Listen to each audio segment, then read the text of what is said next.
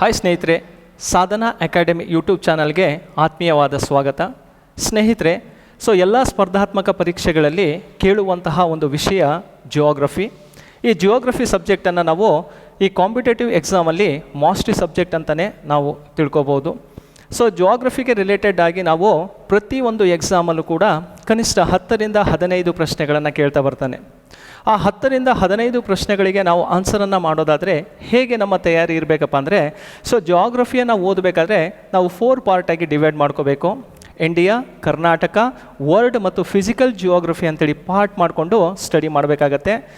ಇವತ್ತು ನಾನು ಜಿಯೋಗ್ರಫಿಗೆ ಸಂಬಂಧಿಸಿದಂತೆ MCQ ಕ್ವಶನ್ಸನ್ನು ಅನಾಲಿಸಿಸ್ ಮಾಡ್ತಾಯಿದ್ದೀನಿ. ಆ MCQ ಕ್ವಶನ್ಸ್ಗಳು ಹೋಲ್ ಜಿಯೋಗ್ರಫಿ ರಿಲೇಟೆಡ್ ಆದಂತಹ ಒಂದು ಪ್ರಶ್ನೆಗಳಾಗಿರ್ತವೆ. ಆ ಪ್ರಶ್ನೆಗಳನ್ನು ಅನಾಲಿಸಿಸ್ ಮಾಡೋಕ್ಕಿಂತ ಮುಂಚಿತವಾಗಿ ನನ್ನ ಒಂದು ಕಿರು ಪರಿಚಯವನ್ನು ಮಾಡ್ಕೊಳ್ತೀನಿ. ಸ್ನೇಹಿತರೆ, ನನ್ನ ಹೆಸರು ನಂಜನಾಯ್ಕ್ ಅಂತೇಳಿ, ಸ್ಪರ್ಧಾ ಕರ್ನಾಟಕ ಅಕಾಡೆಮಿ ಶಿವಮೊಗ್ಗದಿಂದ. ಸ್ನೇಹಿತರೆ, ಸ್ಪರ್ಧಾ ಕರ್ನಾಟಕ ಅಕಾಡೆಮಿ ಶಿವಮೊಗ್ಗದಲ್ಲಿ ಸತತ 8 ವರ್ಷದಿಂದ ಎಲ್ಲ ಸ್ಪರ್ಧಾತ್ಮಕ ಪರೀಕ್ಷೆಗಳಿಗೂ ಕೂಡ ತರಬೇತಿಯನ್ನು ನೀಡ್ತಾ ಇರುವಂತಹ ಒಂದು ಸಂಸ್ಥೆಯಾಗಿದೆ. ಮಧ್ಯ ಕರ್ನಾಟಕ ಭಾಗದಲ್ಲೇ ಅತಿ ಹೆಚ್ಚು ಫಲಿತಾಂಶವನ್ನು ನೀಡ್ತಾ ಇರುವಂತಹ ಸಂಸ್ಥೆ ಸ್ಪರ್ಧಾ ಕರ್ನಾಟಕ ಅಕಾಡೆಮಿ. ಸ್ನೇಹಿತರೆ, ನಮ್ಮ ಅಕಾಡೆಮಿಯಲ್ಲಿ ಈಗ ಹೊಸ ಬ್ಯಾಚುಗಳನ್ನು ಕೂಡ ನಾವು ಪ್ರಾರಂಭಿಸ್ತಾ ಇದ್ದೀವಿ. ಆ ಹೊಸ ಬ್ಯಾಚುಗಳು KS banking, PC, PSI, FDA, SDA ಎಲ್ಲ ಎಕ್ಸಾಮಿಗೂ ಸಂಬಂಧಿಸಿದಂತೆ ಹೊಸ ಬ್ಯಾಚನ್ನು ಪ್ರಾರಂಭಿಸ್ತಾ ಇದ್ದೀವಿ. ಹಾಗೆ ಸ್ಪರ್ಧಾ ಕರ್ನಾಟಕ ಯೂಟ್ಯೂಬ್ ಚಾನಲು ಸಹ ಇದೆ. ನಮ್ಮ ಯೂಟ್ಯೂಬ್ ಚಾನಲಲ್ಲಿ 350ಕ್ಕಿಂತ ಹೆಚ್ಚಿನ ವೀಡಿಯೋಸ್ಗಳು ಕೂಡ ಕಂಡುಬರ್ತವೆ. ಆ ವಿಡಿಯೋಸನ್ನು ನೀವು ಸಬ್ಸ್ಕ್ರೈಬ್ ಆಗಿ ವಾಚನ್ನು ಮಾಡಿರಿ ಅಂತ ಹೇಳ್ತಾ, ಸ್ನೇಹಿತರೆ, ಇವತ್ತಿನ ಮೊದಲನೇ ಪ್ರಶ್ನೆಗೆ ಹೋಗೋಣ. ಯಾವ ವಿಷಯಕ್ಕೆ ಸಂಬಂಧಿಸಿದೆ ಅಂತ ನೋಡಿದಾಗ ಹೊಂದಿಸಿ ಬರೀರಿ ಅಂತ ಇದೆ. ನೋಡಿ ಸ್ನೇಹಿತರೆ, ಒಂದು ಕಡೆ ರಾಜ್ಯ ಅಂತ ಇದೆ, ಮತ್ತೊಂದು ಕಡೆ ನೆರೆಯ ರಾಷ್ಟ್ರಗಳೊಂದಿಗೆ ಯಾವ ರಾಜ್ಯ ಗಡಿಯನ್ನು ಹಂಚಿಕೊಂಡಿದೆ ಅಂಥೇಳಿ ಇಲ್ಲಿ ಮ್ಯಾಚನ್ನು ಮಾಡಬೇಕಾಗತ್ತೆ. ನೋಡಿ, ಪಟ್ಟಿ 1ರಲ್ಲಿ ರಾಜ್ಯಗಳಿದ್ದಾವೆ. ಸಿಕ್ಕಿಂ, ಅರುಣಾಚಲ್ ಪ್ರದೇಶ್, ಮಿಜೋರಾಂ ಮತ್ತು ಲಡಾಖ್ ಇದೆ. ಹಾಗೆ ಪಟ್ಟಿ 2ರಲ್ಲಿ ಚೀನಾ, ಮಯನ್ಮಾರ್, ನೇಪಾಳ, ಭೂತಾನ್, ಚೀನಾ, ಅಫ್ಘಾನಿಸ್ತಾನ್ ಮತ್ತು ಮಯನ್ಮಾರ್ ಮತ್ತು ಬಾಂಗ್ಲಾದೇಶ್ ಅಂತ ಇದೆ. ಹಾಗಾದರೆ ಇದಕ್ಕೆ ಸರಿಯಾದಂಥ ಉತ್ತರ ಅಂಥೇಳಿ ನೋಡಿದಾಗ ನೋಡಿ, ಸಿಕ್ಕಿಂ ಯಾರೊಂದಿಗೆ ಗಡಿಯನ್ನು ಹಂಚ್ಕೊಂಡಿದೆಯಪ್ಪ ಅಂದರೆ ಇದು ನೇಪಾಳ ಮತ್ತು ಭೂತಾನ್ನೊಂದಿಗೆ ಗಡಿಯನ್ನು ಹಂಚ್ಕೊಂಡಿದೆ. ಅರುಣಾಚಲ್ ಪ್ರದೇಶ್ ಚೀನಾ ಮತ್ತು ಮಯನ್ಮಾರ್ನೊಂದಿಗೆ ಗಡಿಯನ್ನು ಹಂಚ್ಕೊಂಡಿದ್ರೆ, ಮಿಜೋರಾಂ ನೋಡಿ ಮಯನ್ಮಾರ್ ಮತ್ತು ಬಾಂಗ್ಲಾದೇಶದೊಂದಿಗೆ ಗಡಿಯನ್ನು ಹಂಚ್ಕೊಂಡಿದೆ. ಲಡಾಖ್ ಚೀನಾ ಮತ್ತು ಅಫ್ಘಾನಿಸ್ತಾನದೊಂದಿಗೆ ಗಡಿಯನ್ನು ಹಂಚ್ಕೊಂಡಿದೆ. ಇದಕ್ಕೆ ಸರಿಯಾದಂಥ ಉತ್ತರ ಅಂತ ನೋಡಿದಾಗ ಎಗೆ 2 ಇದೆ. ಹಾಗಾದರೆ 2 ಎಲ್ಲೆಲ್ಲಿದೆ ಅಂತ ನೋಡಿದಾಗ ಎ ಮತ್ತು ಬಿ ಯಲ್ಲಿ ಮಾತ್ರ 2 ಕಾಣಿಸ್ತಾ ಇದೆ. ಸಿ ಮತ್ತು ಡಿ ಇಲ್ಲಿ ತಪ್ಪಾಗಿರೋದನ್ನು ನೋಡ್ಬೋದು. ಹಾಗಾದರೆ ಬಿಗೆ 1 ಅಂತ ಇದೆ. ಇಲ್ಲೂ ಕೂಡ 1 ಇದೆ. 2ರಲ್ಲೂ ಕೂಡ 1ಅನ್ನು ನಾವು ಅಬ್ಸರ್ವ್ ಮಾಡ್ಬೋದು. ಮಿಜೋರಾಂ ಎನ್ನುವಂಥದ್ದು 4ರಲ್ಲಿ ಕಂಡುಬರುತ್ತೆ. ಹಾಗಾದರೆ 4 ಎಲ್ಲಿದೆಯಪ್ಪ ಅಂದರೆ ಬಿ ಯಲ್ಲಿ ಕಂಡುಬರುತ್ತೆ. ಹಾಗಾದರೆ ಸರಿಯಾದಂಥ ಉತ್ತರ ಯಾವುದು ಅಂದರೆ ಬಿ ಇದಕ್ಕೆ ಸರಿಯಾದಂಥ ಆನ್ಸರ್ ಆಗಿರುತ್ತೆ. ಹಾಗಾದರೆ ಸ್ನೇಹಿತರೆ, ಇಂತಹ ಒಂದು ಪ್ರಶ್ನೆಯನ್ನು ಬಂದಾಗ ನಮ್ಮ ತಯಾರಿ ಹೇಗಿರಬೇಕಪ್ಪ ಅಂದರೆ ನಾವು ಮ್ಯಾಪ್ ಥ್ರೂ ಅಲ್ಲಿ ಸ್ಟಡಿ ಮಾಡ್ತಾ ಹೋಗಬೇಕಾಗತ್ತೆ. ಹಾಗಾದರೆ ಮ್ಯಾಪ್ ರೀಡಿಂಗ್ ಮಾಡುವಂಥದ್ದು ಹೇಗೆ ಅಂಥೇಳಿ ನಾನು ಇವಾಗ ಹೇಳ್ಕೊಡ್ತೀನಿ ನಿಮಗೆ. ನೋಡಿ ಸ್ನೇಹಿತರೆ, ಒಂದೊಂದಾಗೆ ನೋಡ್ತಾ ಹೋಗೋಣ. ಇಲ್ಲಿ ಲಡಾಖ್ ಅಂತ ಕಂಡುಬರುತ್ತೆ. ಇದಿಷ್ಟು ಕೂಡ ಲಡಾಖ್ ಆಗಿರುತ್ತೆ. ಲಡಾಖ್ ಯಾರೊಂದಿಗೆ ಗಡಿಯನ್ನು ಹಂಚ್ಕೊಂಡಿದೆಯಪ್ಪ ಅಂದರೆ ಈ ಕಡೆ ಪಾಕಿಸ್ತಾನ, ಅಫ್ಘಾನಿಸ್ತಾನ ಮತ್ತು ಚೀನಾದೊಂದಿಗೆ ಗಡಿಯನ್ನು ಹಂಚ್ಕೊಂಡಿದೆ. ಹಾಗಾದರೆ ಲಡಾಖ್ ಎಂಬುದು 3 ರಾಷ್ಟ್ರಗಳೊಂದಿಗೆ ಗಡಿಯನ್ನು ಹಂಚ್ಕೊಂಡಿದೆ. ಅದರ ಜೊತೆಗೆ ಇಲ್ಲಿ ಉತ್ತರಾಖಂಡ್ ಅಂತ ಕಂಡುಬರುತ್ತೆ. ಉತ್ತರಾಖಂಡ್ ಈ ಭಾಗದಲ್ಲಿ ಚೀನಾ ಇದ್ದರೆ, ಈ ಭಾಗದಲ್ಲಿ ನೇಪಾಳ ಇದೆ. 2 ರಾಷ್ಟ್ರಗಳೊಂದಿಗೆ ಗಡಿಯನ್ನು ಹಂಚ್ಕೊಂಡಿದೆ. ಸಿಕ್ಕಿಂ ನೋಡಿ ನೇಪಾಳ ಇದೆ, ಈ ಕಡೆ ಭೂತಾನ್ ಇದೆ ಮತ್ತು ಚೀನಾ ಇದೆ. 3 ರಾಷ್ಟ್ರಗಳೊಂದಿಗೆ ಗಡಿಯನ್ನು ಹಂಚ್ಕೊಂಡಿದೆ. ಹಾಗೆ ಈ ಭಾಗದಲ್ಲಿ ನೋಡಿದಾಗ ಅರುಣಾಚಲ್ ಪ್ರದೇಶ್ ಎನ್ನುವಂಥದ್ದು ಭೂತಾನ್ನೊಂದಿಗೂ ಗಡಿಯನ್ನು ಹಂಚ್ಕೊಂಡಿದೆ. ಹಾಗೆ ಚೀನಾ ಮತ್ತು ಮಯನ್ಮಾರ್ ರಾಷ್ಟ್ರದೊಂದಿಗೆ ಗಡಿಯನ್ನು ಹಂಚ್ಕೊಂಡಿದೆ. 3 ರಾಷ್ಟ್ರಗಳೊಂದಿಗೆ ಅರುಣಾಚಲ್ ಪ್ರದೇಶ್ ಗಡಿ ಹಂಚ್ಕೊಂಡಿರೋದು ನೋಡ್ಬೋದು. ಮಿಜೋರಾಂ ಎಂಬುದು ಇದೇ ಮ್ಯಾಪಲ್ಲಿ ನೋಡಿ ಮಯನ್ಮಾರ್ ಮತ್ತು ಬಾಂಗ್ಲಾದೇಶದೊಂದಿಗೆ ಗಡಿಯನ್ನು ಹಂಚ್ಕೊಂಡಿದೆ. ಹಾಗೆ ವೆಸ್ಟ್ ಬೆಂಗಾಲನ್ನು ಕೂಡ ನೋಡ್ಬೋದು. ವೆಸ್ಟ್ ಬೆಂಗಾಲ್ ನೋಡಿ ನೇಪಾಳ, ಹಾಗೆ ಭೂತಾನ್ ಮತ್ತು ಬಾಂಗ್ಲಾದೇಶದೊಂದಿಗೆ 3 ರಾಷ್ಟ್ರಗಳೊಂದಿಗೆ ಗಡಿಯನ್ನು ಹಂಚ್ಕೊಂಡಿದೆ. ನೋಡಿ ಸ್ನೇಹಿತರೆ, ಇಲ್ಲಿ ರಾಜ್ಯವಾರು ಕೇಳ್ಬೋದು ಅಥವಾ ರಾಷ್ಟ್ರವಾರು ಗಡಿಯ ಬಗ್ಗೆನೂ ಕೂಡ ನಮಗೆ ಪ್ರಶ್ನೆಯನ್ನು ಕೇಳ್ತಾ ಇರ್ತಾನೆ. ಹಾಗಾದರೆ 2ನೇ ಪ್ರಶ್ನೆಗೆ ಹೋಗೋಣ. ಈ ಮುಂದಿನವುಗಳಲ್ಲಿ ಯಾವುದು ಸರಿಯಾಗಿದೆ ಅಂತ ಇದೆ. ಓಕೆ, ಅದರಲ್ಲಿ 1ನೇದಾಗಿ ನೋಡೋಣ. ಏಷ್ಯಾ ಖಂಡದ ಅತ್ಯಂತ ಎತ್ತರವಾದ ಬಿಂದು ಮೌಂಟ್ ಎವರೆಸ್ಟ್ 8848 ಮೀಟರಷ್ಟು ಎತ್ತರವನ್ನು ಹೊಂದಿದೆ. ಇದು ಸರಿಯಾಗಿರುವಂತಹ ಒಂದು ಆಪ್ಷನ್ ಆಗಿರುತ್ತೆ. ಏಷ್ಯಾದ ಅತ್ಯಂತ ಕೆಳಮಟ್ಟದ ಬಿಂದು ಮೃತ ಸಮುದ್ರ. ಇದು ಸಮುದ್ರ ಮಟ್ಟಕ್ಕಿಂತ 305 ಮೀಟರಷ್ಟು ಆಳವನ್ನು ಹೊಂದಿದೆ. ಇದು ಕೂಡ ಸರಿಯಾಗಿದೆ. ಪ್ರಪಂಚದಲ್ಲೇ ಹೆಚ್ಚಿನ ಸಂಖ್ಯೆಯ ಹಿಮ ನದಿಗಳು ಕಾರಕೋರಂ ಪರ್ವತ ಶ್ರೇಣಿಯಲ್ಲಿದೆ. ಸೊ ಇದು ಕೂಡ ಸರಿಯಾಗಿರುವಂಥದ್ದು. ಟಿಬೆಟ್ ಪ್ರಪಂಚದ ಎತ್ತರವಾದ ಪ್ರಸ್ಥಭೂಮಿ. ಇದನ್ನು ಪ್ರಪಂಚದ ಮೇಲ್ಛಾವಣಿ ಅಂತ ಕರಿತೀವಿ. ಸೊ ಇದು ಕೂಡ ಸರಿಯಾಗಿರುವಂಥದ್ದು. ಹಾಗಾದರೆ ಕೊಟ್ಟಿರುವಂತಹ ಹೇಳಿಕೆಗಳಲ್ಲಿ 4 ಹೇಳಿಕೆ ಸರಿಯಾಗಿರೋದ್ರಿಂದ ಇದಕ್ಕೆ ಸರಿ ಉತ್ತರ ಯಾವುದಾಗಿರುತ್ತಪ್ಪ ಅಂದರೆ ಡಿ ಸರಿ ಉತ್ತರವಾಗಿರುತ್ತೆ.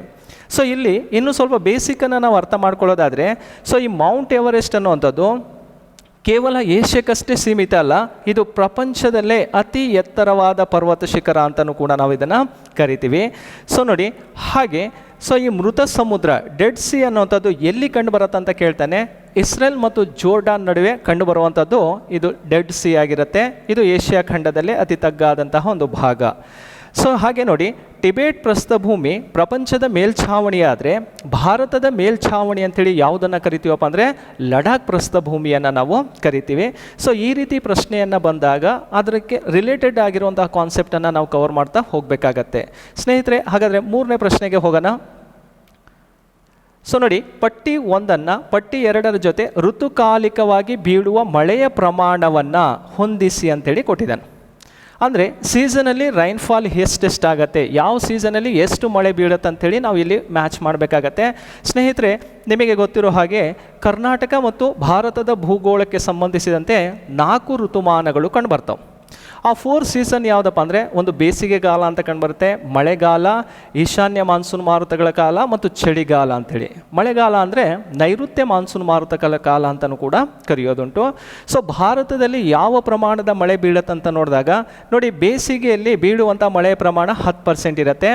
ಸೊ ಮಳೆಗಾಲದಲ್ಲಿ ಬೀಳುವಂತಹ ಮಳೆಯ ಪ್ರಮಾಣ ನಿಮಗೆಲ್ರಿಗೂ ಕೂಡ ಗೊತ್ತಿದೆ, ಹೆಚ್ಚಿನ ಮಳೆ ಬೀಳೋದ್ರಿಂದ 75% ಇರುತ್ತೆ. ಈಶಾನ್ಯ ಮಾನ್ಸೂನ್ ಮಾರುತದಿಂದ 13% ಮಳೆ ಆದರೆ ಚಳಿಗಾಲದ ಅವಧಿಯಲ್ಲಿ 2% ಮಳೆಯಾಗತ್ತೆ.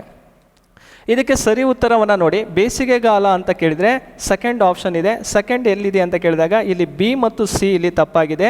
ಹಾಗಾಗಿ ಎ ಮತ್ತು ಡಿ ಯಲ್ಲಿ ನಾವು ಆಪ್ಷನನ್ನು ಫೈಂಡ್ ಔಟ್ ಮಾಡಬೇಕಾಗತ್ತೆ. ಮಳೆಗಾಲ ಅಂತ ಕೇಳಿದರೆ ಇಲ್ಲಿ 3ನೇ ಆಪ್ಷನಲ್ಲಿ ಕಂಡುಬರುತ್ತೆ. ಸೊ ಇಲ್ಲೂ ಕೂಡ 3 ಇದೆ, 2ರಲ್ಲೂ ಕೂಡ 3 ಇದೆ. ನೆಕ್ಸ್ಟ್ ಈಶಾನ್ಯ ಮಾನ್ಸೂನ್ ಮಾರುತಗಳ ಕಾಲ ಅಂತ ಕೇಳಿದರೆ 4ನೇ ಆಪ್ಷನ್ ಇದೆ. ಹಾಗಾದರೆ 4 ಎಲ್ಲಿದೆ ಅಂತ ನೋಡಿದಾಗ ಡಿ ಯಲ್ಲಿ ಕಂಡುಬರುತ್ತೆ. ಇದಕ್ಕೆ ಸರಿ ಉತ್ತರ ಯಾವುದಪ್ಪ ಅಂದರೆ ಡಿ ಆಗಿರುತ್ತೆ. ಸ್ನೇಹಿತರೆ, ನಾವು ಎರಡನ್ನು ಕಂಪ್ಯಾರಿಸನ್ ಮಾಡೋಕ್ಕೆ ಓದ್ತಾ ಹೋಗಬೇಕಾಗತ್ತೆ. ಯಾಕಂದರೆ ಭಾರತದ ಭೂಗೋಳಕ್ಕೆ ಸಂಬಂಧಿಸಿದಂತೆ ಇವು 4 ಕೂಡ ನಮಗೆ ಗೊತ್ತಿರಬೇಕಾಗತ್ತೆ. ಸೊ ಹಾಗಾದರೆ ಕರ್ನಾಟಕ ಜಿಯೋಗ್ರಫಿಯಲ್ಲೂ ಕೂಡ ಇದೇ ಕಾನ್ಸೆಪ್ಟನ್ನು ನಾವು ಕ್ಲಿಯರ್ ಮಾಡ್ಕೊಳ್ತಾ ಹೋಗ್ಬಿಡೋಣ.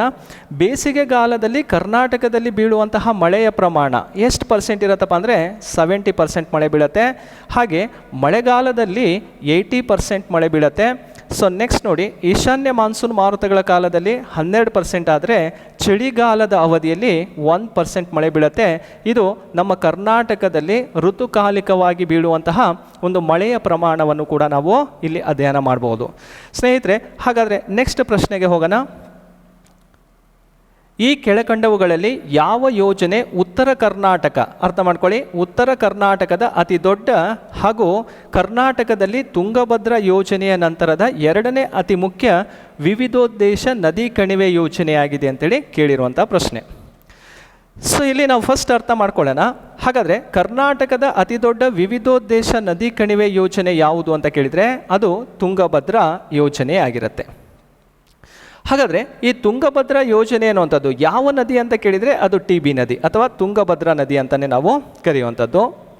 ಈ ಯೋಜನೆ ಯಾವ ಜಿಲ್ಲೆಯಲ್ಲಿದೆ ಅಂತ ಕೇಳಿದಾಗ ಹಿಂದೆ ಬಳ್ಳಾರಿ ಜಿಲ್ಲೆಯಲ್ಲಿತ್ತು, ಈಗ ಪ್ರಸ್ತುತ ಎಲ್ಲಿದೆಯಪ್ಪ ಅಂದರೆ ಇದು ವಿಜಯನಗರ ಜಿಲ್ಲೆ. ಓಕೆ, ವಿಜಯನಗರ ಜಿಲ್ಲೆಯಲ್ಲಿ ಕಂಡುಬರುತ್ತೆ. ಆ ವಿಜಯನಗರ ಜಿಲ್ಲೆಯಲ್ಲಿರುವಂತಹ ಮಲ್ಲಾಪುರ ಎಂಬಲ್ಲಿ ಈ ಒಂದು ಜಲಾಶಯವನ್ನು ಕಟ್ಟಲಾಗಿದೆ. ಸೊ ಈ ಜಲಾಶಯಕ್ಕೆ ಪಂಪಸಾಗರ ಅಂತಲೂ ಕೂಡ ಕರೀತಾರೆ. ಪಂಪಸಾಗರ ಅಂತೇಳಿ ಕರೆಯುವಂಥದ್ದು ತುಂಗಭದ್ರಾ ಜಲಾಶಯಕ್ಕೆ. ಸೊ ಇದು ರಾಜ್ಯದ ಅತಿದೊಡ್ಡ ವಿವಿಧೋದ್ದೇಶ ನದಿ ಕಣಿವೆ ಯೋಜನೆ, largest multi river valley project in Karnataka ಅಂತಲೇ ನಾವು ಇದನ್ನು ಕನ್ಸಿಡರ್ ಮಾಡ್ತೀವಿ. ಸೊ ಹಾಗಾದರೆ ಈ ಯೋಜನೆ ಒಂದು ರಾಜ್ಯದಲ್ಲ, ಇದು ಕರ್ನಾಟಕ ಮತ್ತು ಆಂಧ್ರ ಪ್ರದೇಶ ಸೇರಿಕೊಂಡು ಮಾಡ್ಕೊಂಡಿರುವಂತಹ ಒಂದು ಯೋಜನೆ ಆಗಿರುತ್ತೆ. ಸೊ ಹಾಗಾಗಿ 2 ರಾಜ್ಯಗಳ ಒಂದು ಯೋಜನೆ ಆಗಿರುವಂಥದ್ದು ತುಂಗಭದ್ರಾ. ಇಷ್ಟು ನಾವು ತುಂಗಭದ್ರದ ಬಗ್ಗೆ ಮಾಹಿತಿಯನ್ನು ತೆಗೆದುಕೊಳ್ಳೋಣ. ಹಾಗೆ ಕೇಳಿರುವಂಥ ಪ್ರಶ್ನೆಗೆ ಎರಡನೇ ಅತಿ ದೊಡ್ಡ ಯೋಜನೆ ಯಾವುದು ಅಂತ ಕೇಳಿದರೆ ಅದು ಆಲಮಟ್ಟಿ ಆಗಿರುತ್ತೆ. ಸೊ ಹಾಗಾದರೆ ಈ ಆಲಮಟ್ಟಿಗೆ ಸಂಬಂಧಪಟ್ಟಂತೆ ನೋಡೋದಾದರೆ ಆಲಮಟ್ಟಿ ಎನ್ನುವಂಥದ್ದು ಯಾವ ನದಿಗೆ ಕಟ್ಟಿರುವಂತಹ ಒಂದು ಜಲಾಶಯ ಅಂತ ಕೇಳಿದರೆ ಅದು ಕೃಷ್ಣಾ ನದಿಗೆ ಕಟ್ಟಿರುವಂತಹ ಒಂದು ಜಲಾಶಯ. ಈ ಜಲಾಶಯ ಇರುವಂಥದ್ದು ಯಾವ ಜಿಲ್ಲೆಯಲ್ಲಿ ಅಂತ ಕೇಳಿದರೆ ವಿಜಯಪುರ ಜಿಲ್ಲೆಯಲ್ಲಿ ಕಂಡುಬರುತ್ತೆ.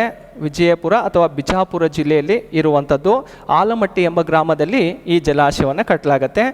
ಆಲಮಟ್ಟಿ ಜಲಾಶಯ ಅನ್ನುವಂಥದ್ದು ಕೃಷ್ಣಾ ಮೇಲ್ದಂಡೆ ಯೋಜನೆ ಅಡಿಯಲ್ಲಿ ನಿರ್ಮಿತವಾದಂತಹ ಒಂದು ಜಲಾಶಯ. ಆಲಮಟ್ಟಿ ಜಲಾಶಯವನ್ನು ಲಾಲ್ ಬಹದ್ದೂರ್ ಶಾಸ್ತ್ರಿ ಡ್ಯಾಮ್ ಅಂತಲೂ ಕೂಡ ಕರಿತೀವಿ. ಓಕೆ, ಲಾಲ್ ಬಹದ್ದೂರ್ ಶಾಸ್ತ್ರಿ ಜಲಾಶಯ ಅಂದರೂ ಒಂದೇ ಅಥವಾ ಆಲಮಟ್ಟಿ ಜಲಾಶಯ ಅಂದರೂ ಕೂಡ ಒಂದೇ. ಇದು ಉತ್ತರ ಕರ್ನಾಟಕ ಭಾಗದ ಅತಿ ದೊಡ್ಡ ವಿವಿಧೋದ್ದೇಶ ನದಿ ಕಣಿವೆ ಯೋಜನೆ. ಹಾಗೆ ಕರ್ನಾಟಕದ ಎರಡನೇ ಅತಿ ದೊಡ್ಡ ವಿವಿಧೋದ್ದೇಶ ನದಿ ಕಣಿವೆ ಯೋಜನೆ ಯಾವುದಪ್ಪ ಅಂದರೆ ಇದು ಆಲಮಟ್ಟಿ ಆಗಿರುತ್ತೆ. ಹಾಗಾಗಿ 4ನೇ ಪ್ರಶ್ನೆಗೆ ಸರಿ ಉತ್ತರ ಯಾವುದಪ್ಪ ಅಂದರೆ ಸಿ ಆಗಿರುತ್ತೆ. ಹಾಗಾದರೆ ಕೃಷ್ಣರಾಜಸಾಗರ ಯೋಜನೆ ಇದನ್ನು KRS ಡ್ಯಾಮ್ ಅಂತಲೂ ಕೂಡ ಕರಿತೀವಿ. KRS ಡ್ಯಾಮ್ ಕೃಷ್ಣರಾಜಸಾಗರ ಜಲಾಶಯ. ಈ ಕೃಷ್ಣರಾಜಸಾಗರ ಜಲಾಶಯವನ್ನು ಕನ್ನಂಬಾಡಿ ಜಲಾಶಯ ಅಂತಲೂ ಕೂಡ ಕರೀತಾರೆ. ಕನ್ನಂಬಾಡಿ ಡ್ಯಾಮ್. ಈ ಕನ್ನಂಬಾಡಿ ಡ್ಯಾಮು ಮೈಸೂರು ಮಂಡ್ಯ ಜಿಲ್ಲೆಯಲ್ಲಿ ಕಂಡುಬರುವಂತಹ ಒಂದು ಜಲಾಶಯ. ಸರ್ ಎಂ ವಿಶ್ವೇಶ್ವರಯ್ಯ ಮತ್ತು ನಾಲ್ವಡಿ ಕೃಷ್ಣರಾಜ ಒಡೆಯರ ಒಂದು ಪ್ರಯತ್ನದ ಫಲವೇ ಈ ಒಂದು KRS ಜಲಾಶಯ. ಈ KRS ಜಲಾಶಯಕ್ಕೆ ಸಂಬಂಧಿಸಿದಂತೆ ಆ ಜಲಾಶಯದಲ್ಲಿ ಒಂದು ಬೃಂದಾವನ ಕಂಡುಬರುತ್ತೆ, ಒಂದು ಗಾರ್ಡನ್ ಇದೆ. ಆ ಗಾರ್ಡನ್ ಯಾರ ಅವಧಿಯಲ್ಲಿ ನಿರ್ಮಾಣವಾಯಿತು ಅಂತಲೂ ಕೂಡ ಎಕ್ಸಾಮಲ್ಲಿ ಪ್ರಶ್ನೆಗಳು ರೈಸ್ ಆಗಿದ್ದಾವೆ. ಸ್ನೇಹಿತರೆ, ನಿಮಗೆಲ್ಲ ಗೊತ್ತಿರಬಹುದು, ಅದು ಮಿರ್ಜಾ ಇಸ್ಮಾಯಿಲ್ ಅವರು, ದಿವಾನ್ ಮಿರ್ಜಾ ಇಸ್ಮಾಯಿಲ್ ಅವರ ಕಾಲದಲ್ಲಿ ಅಲ್ಲಿರುವಂತಹ ಒಂದು ಬೃಂದಾವನವನ್ನು ನಿರ್ಮಿಸಲಾಯಿತು. ಹಾಗೆ ಕಬಿನಿ ಜಲಾಶಯಕ್ಕೆ ಸಂಬಂಧಿಸಿದಂತೆ ನೋಡೋದಾದರೆ ಈ ಕಬಿನಿ ಎಂಬುದು ಕಬಿನಿ ಅಥವಾ ಕಪಿಲಾ ನದಿ ಎರಡೂ ಕೂಡ ಒಂದೇ ಹೆಸರಾಗಿರುತ್ತೆ. ಕಪಿಲಾ ಅಂತಲೂ ಕೂಡ ಕರಿಬೋದು ಅಥವಾ ಕಬಿನಿ. ಸೊ ಇದು ಕಾವೇರಿ ನದಿಯ ಪ್ರಮುಖ ಉಪನದಿಯಾಗಿರುತ್ತೆ. ಕಬಿನಿ ಜಲಾಶಯ ಎಲ್ಲಿದೆಯಪ್ಪ ಅಂದರೆ ಇದು ಮೈಸೂರು. ಕಬಿನಿ ಜಲಾಶಯ ಇರುವಂಥದ್ದು ಮೈಸೂರು ಜಿಲ್ಲೆಯಲ್ಲಿ ಕಂಡುಬರುತ್ತೆ. HD ಕೋಟೆ ಹೆಗ್ಗಡ ದೇವನ ಕೋಟೆಯಲ್ಲಿ ಕಂಡುಬರುವಂತಹ ಒಂದು ಜಲಾಶಯ ಆಗಿರುತ್ತೆ. ಹಾಗೆ ಭದ್ರಾ ಜಲಾಶಯಕ್ಕೆ ಸಂಬಂಧಪಟ್ಟಂತೆ ನೋಡೋಣ. ಭದ್ರಾ ಜಲಾಶಯ ಅಂತ ಇರೋದು ಚಿಕ್ಕಮಗಳೂರು ಜಿಲ್ಲೆ ತರೀಕೆರೆ ತಾಲೂಕಿನಲ್ಲಿ ಕಂಡುಬರುತ್ತೆ. ಹಾಗಾದರೆ ಈ ಚಿಕ್ಕಮಗಳೂರು ಜಿಲ್ಲೆ ತರೀಕೆರೆ ತಾಲೂಕಿನಲ್ಲಿರುವಂತಹ ಈ ಒಂದು ಜಲಾಶಯ ಶಿವಮೊಗ್ಗ ದಾವಣಗೆರೆ ಜಿಲ್ಲೆಗೆ ಪ್ರಮುಖವಾಗಿರುವಂತಹ ನೀರಿನ ಪೂರೈಕೆ ಮಾಡ್ತಾ ಇರುವಂತಹ ಒಂದು ಜಲಾಶಯವಾಗಿರುತ್ತೆ ಭದ್ರಾ ಜಲಾಶಯ. ಇಷ್ಟು ಕೂಡ ಈ ಎಲ್ಲ ಜಲಾಶಯಗಳ ಬಗ್ಗೆ ನಾವು ಮಾಹಿತಿಯನ್ನು ಕಲೆ ಹಾಕಬೇಕಾಗತ್ತೆ. 4ನೇ ಪ್ರಶ್ನೆಗೆ ಸಿ ಅನ್ನೋದು ಇಲ್ಲಿ ಸರಿ ಉತ್ತರನೂ ಕೂಡ ಆಗಿರುತ್ತೆ. ನೆಕ್ಸ್ಟ್ ಸ್ನೇಹಿತರೆ, 5ನೇ ಪ್ರಶ್ನೆಗೆ ಹೋಗೋಣ. ಯಾವ ಒಂದು ಸಾಗರ ಪ್ರವಾಹವು ಇತರ 3 ಪ್ರವಾಹಗಳಿಗಿಂತ ಭಿನ್ನವಾಗಿದೆ ಅಂತೇಳಿ ಇಲ್ಲಿ ಕೇಳಿರೋದನ್ನು ನೋಡ್ಬೋದು. ನೋಡಿ, ಇಲ್ಲಿ 3 ಕೂಡ ಒಂದೇ ಪ್ರವಾಹಗಳಾಗಿರ್ತವೆ, ಮತ್ತೊಂದು ಅದು ಡಿಫ್ರೆಂಟ್ ಆಗಿರೋದನ್ನು ಇಲ್ಲಿ ನಾವು ಆನ್ಸರನ್ನು ಚಾಯ್ಸ್ ಮಾಡಬೇಕು. ಹಾಗಾದರೆ ಸ್ನೇಹಿತರೆ, ಫಸ್ಟ್ ಆಫ್ ಆಲ್ ಈ ಓಷಿಯನ್ ಕರೆಂಟ್ಸ್ ಅಂದರೆ ಏನು, ಸಾಗರ ಪ್ರವಾಹ ಅಂದರೆ ಏನಂತ ಅರ್ಥ ಮಾಡ್ಕೋಬೇಕಾಗತ್ತೆ. ನೋಡಿ, ಸಾಗರದಲ್ಲಿರುವಂತಹ ಮೇಲ್ಮೈ ನೀರು ಒಂದೇ ದಿಕ್ಕಿನಲ್ಲಿ ನಿರಂತರವಾಗಿ ಏನು ಮಾಡ್ತಾ ಇರುತ್ತೆ, ಅದು ಚಲಿಸ್ತಾ ಇರುತ್ತೆ. ಅದನ್ನು ಓಷಿಯನ್ ಕರೆಂಟ್ಸ್, ಸಾಗರ ಪ್ರವಾಹಗಳು ಅಂತಲೇ ಕರಿತೀವಿ. ಈ ಸಾಗರ ಪ್ರವಾಹಗಳಲ್ಲಿ 2 ವಿಧದ ಸಾಗರ ಪ್ರವಾಹಗಳನ್ನು ನಾವು ನೋಡ್ತೀವಿ ಭೂಮಿ ಮೇಲೆ. ಈ ಸಮುದ್ರ ಭಾಗದಲ್ಲಿರುವಂತಹ ಸಾಗರ ಪ್ರವಾಹಗಳ ಬಗ್ಗೆ ನೀಡೋದಾದರೆ ಒಂದು ಉಷ್ಣೋದಕ ಸಾಗರ ಪ್ರವಾಹ. ನೋಡಿ, ಒಂದು ವಾರ್ಮ್ ಕರೆಂಟ್ ಮತ್ತು ಇನ್ನೊಂದು ಕೋಲ್ಡ್ ಕರೆಂಟ್ ಅಂತ ಇರುತ್ತೆ. ಒಂದು ಉಷ್ಣೋದಕ ಸಾಗರ ಪ್ರವಾಹ, ಇನ್ನೊಂದು ಶೀತೋದಕ ಸಾಗರ ಪ್ರವಾಹ ಅಂತೇಳಿ 2 ವಿಧವಾಗಿ ನೋಡ್ತೀವಿ. ಉಷ್ಣೋದಕ ಸಾಗರ ಪ್ರವಾಹ ಅಂದರೆ ಏನಪ್ಪ ಅಂದರೆ, ನೋಡಿ, ಸಮಭಾಜಕ ವೃತ್ತದಿಂದ ಧ್ರುವದ ಕಡೆ ನೀರು ಹರಿಯೋದನ್ನು ಉಷ್ಣೋದಕ ಸಾಗರ ಪ್ರವಾಹ ಅಂತ ಕರೆದ್ರೆ, ಅದೇ ಶೀತೋದಕ ಸಾಗರ ಪ್ರವಾಹ ಅಂದರೆ ನೋಡಿ, ಧ್ರುವ ಪ್ರದೇಶದಿಂದ ಸಮಭಾಜಕ ವೃತ್ತದ ಕಡೆ ಏನು ನಿರಂತರವಾಗಿ ನೀರು ಹರಿತಾ ಇರುತ್ತೋ ಅದನ್ನು ನಾವು ಶೀತೋದಕ ಸಾಗರ ಪ್ರವಾಹ ಅಂತ ಕರಿತೀವಿ. ವಾರ್ಮ್ ಕರೆಂಟ್ ಮತ್ತು ಕೋಲ್ಡ್ ಕರೆಂಟ್ ಅಂತೇಳಿ ಈ ಓಷಿಯನ್ ಕರೆಂಟ್ಸಲ್ಲಿ 2 ಪಾರ್ಟ್ ಆಗಿ ಡಿವೈಡ್ ಮಾಡ್ಕೊಳ್ತೀವಿ. ಈಗ ಇಲ್ಲಿ ಕೊಟ್ಟಿರುವಂತಹ ಆಪ್ಷನ್ ಬಗ್ಗೆ ನೋಡೋದಾದರೆ ಇಲ್ಲಿ ಗಲ್ಫ್ ಸ್ಟ್ರೀಮ್ ಅಂತ ಇದೆ, ಕುರೋಶಿಯೋ, ಒಯೋಸಿಯೋ ಮತ್ತು ಮೊಜಾಂಬಿಕಾ ಅಂತೇಳಿ 4 ಆಪ್ಷನ್ಸ್ಗಳು ಇದ್ದಾವೆ. ಸ್ನೇಹಿತರೆ, ಈ ಓಷಿಯನ್ ಕರೆಂಟ್ಸ್ಗಳು ಯಾವ್ಯಾವ ಮಹಾಸಾಗರದಲ್ಲಿ ಕಂಡುಬರ್ತಾವಪ್ಪ ಅಂದರೆ ಪೆಸಿಫಿಕ್ ಮಹಾಸಾಗರ, ಅಟ್ಲಾಂಟಿಕ್ ಮಹಾಸಾಗರ ಜೊತೆಗೆ ಹಿಂದೂ ಮಹಾಸಾಗರದಲ್ಲಿ ಈ ಸಾಗರ ಪ್ರವಾಹಗಳು ಕಂಡುಬರ್ತಾವೆ. ಹಾಗಾದರೆ ಇಲ್ಲಿ ಕೊಟ್ಟಿರುವಂತಹ 4 ಆಪ್ಷನ್ಸಲ್ಲಿ ಯಾವುದು ಡಿಫ್ರೆಂಟ್ ಆಗಿದೆ ಅಂತ ಹೇಳಿ ನಿಮಗೆ ಹೇಳೋದಾದರೆ ಇಲ್ಲಿ ಗಲ್ಫ್ ಸ್ಟ್ರೀಮ್ ಎನ್ನುವಂಥದ್ದು ಯಾವ ಕೆಟಗರಿಗೆ ಸೇರುತ್ತಪ್ಪ ಅಂದರೆ ಅದು ಉಷ್ಣೋದಕ ಸಾಗರ ಪ್ರವಾಹ. ಹಾಗೆ ಕುರೋಶಿ ಎನ್ನುವಂಥದ್ದು ಕೂಡ ಉಷ್ಣೋದಕ ಸಾಗರ ಪ್ರವಾಹ, ಮೊಜಾಂಬಿಕಾ ಎನ್ನುವುದು ಕೂಡ ಉಷ್ಣೋದಕ ಸಾಗರ ಪ್ರವಾಹವಾಗಿರುತ್ತೆ. ಆದರೆ ವಯೋಸಿಯು ಎನ್ನುವಂಥದ್ದು ಯಾವ ಕೆಟಗರಿಗೆ ಸೇರುತ್ತಪ್ಪ ಅಂದರೆ ಇದು ಶೀತೋದಕ ಸಾಗರ ಪ್ರವಾಹವಾಗಿರುತ್ತೆ. ಅಂದರೆ ಇಲ್ಲಿ ಕೊಟ್ಟಿರುವಂತಹ 4 ಆಪ್ಷನ್ಸಲ್ಲಿ 3 ಕೂಡ ವಾರ್ಮ್ ಕರೆಂಟ್ ಆದರೆ 1 ಮಾತ್ರ ಏನಾಗಿದೆ, ಕೋಲ್ಡ್ ಕರೆಂಟ್ ಆಗಿದೆ. ಹಾಗಾಗಿ ಇದಕ್ಕೆ ಸರಿ ಉತ್ತರ ಅಂಥೇಳಿ ಆಯ್ಕೆ ಮಾಡೋದಾದರೆ ಯಾವುದಾಗಿರುತ್ತೆ, ಓಯೋಶಿಯೋ ಅಂಥೇಳಿ ಆಗಿರುತ್ತೆ. ಓಕೆ, ಹಾಗಾದರೆ ಇಲ್ಲಿ ಕೊಟ್ಟಿರುವಂತಹ 4 ಮಹಾಸಾಗರ ಪ್ರವಾಹಗಳು ಯಾವ ಯಾವ ಸಾಗರದ ಭಾಗದಲ್ಲಿ ಕಂಡು ಬರ್ತಾವಂತ ಕೇಳಬಹುದು. ಸೊ ಅದರಲ್ಲಿ ನೋಡಿ, ಗಲ್ಫ್ ಸ್ಟ್ರೀಮ್ ಎನ್ನುವಂಥದ್ದು ಇದು ಅಟ್ಲಾಂಟಿಕ್ ಮಹಾಸಾಗರದಲ್ಲಿ ಕಂಡುಬರುತ್ತೆ. ಕುರೋಶಿಯೋ ಎನ್ನುವಂಥದ್ದು ಪೆಸಿಫಿಕ್ ಮಹಾಸಾಗರದಲ್ಲಿ ಕಂಡುಬರುವಂಥದ್ದು. ಮೊಜಾಂಬಿಕಾ ಅನ್ನುವಂಥದ್ದು ಹಿಂದೂ ಮಹಾಸಾಗರದಲ್ಲಿ ಕಂಡುಬರ್ತಾವೆ. 3 ಕೂಡ ಉಷ್ಣೋದಕ ಸಾಗರ ಪ್ರವಾಹ ಆಗಿರುತ್ತೆ. ಹಾಗಾದರೆ ವಯೋಸಿಯೋ ಅನ್ನುವಂಥದ್ದು ಯಾವ ಮಹಾಸಾಗರ ಪ್ರವಾಹ ಅಂತ ಕೇಳಿದರೆ ಇದು ಪೆಸಿಫಿಕ್ ಮಹಾಸಾಗರದಲ್ಲೇ ಕಂಡುಬರುತ್ತೆ, ಆದರೆ ಇದು ಕೋಲ್ಡ್ ಕರೆಂಟ್ ಆಗಿರುತ್ತೆ. ಓಕೆ, ಸೊ 5ನೇ ಪ್ರಶ್ನೆಗೆ ಸಿ ಸರಿಯಾಗಿರುವಂತಹ ಉತ್ತರವಾಗಿದೆ. ನೆಕ್ಸ್ಟು 6ನೇ ಪ್ರಶ್ನೆಗೆ ಹೋಗೋಣ. ಪರ್ಯಾಯ ದ್ವೀಪ ಎಂದು ಈ ಕೆಳಗಿನ ಯಾವ ಖಂಡವನ್ನು ಕರೆಯುತ್ತಾರೆ? ಪೆನಿನ್ಸುಲಾರ್ ಆಫ್ ಪೆನಿನ್ಸುಲಾರ್ ಅಂದರೆ ಪರ್ಯಾಯ ದ್ವೀಪ ಅರ್ಥ ಮಾಡ್ಕೊಳ್ಳಿ.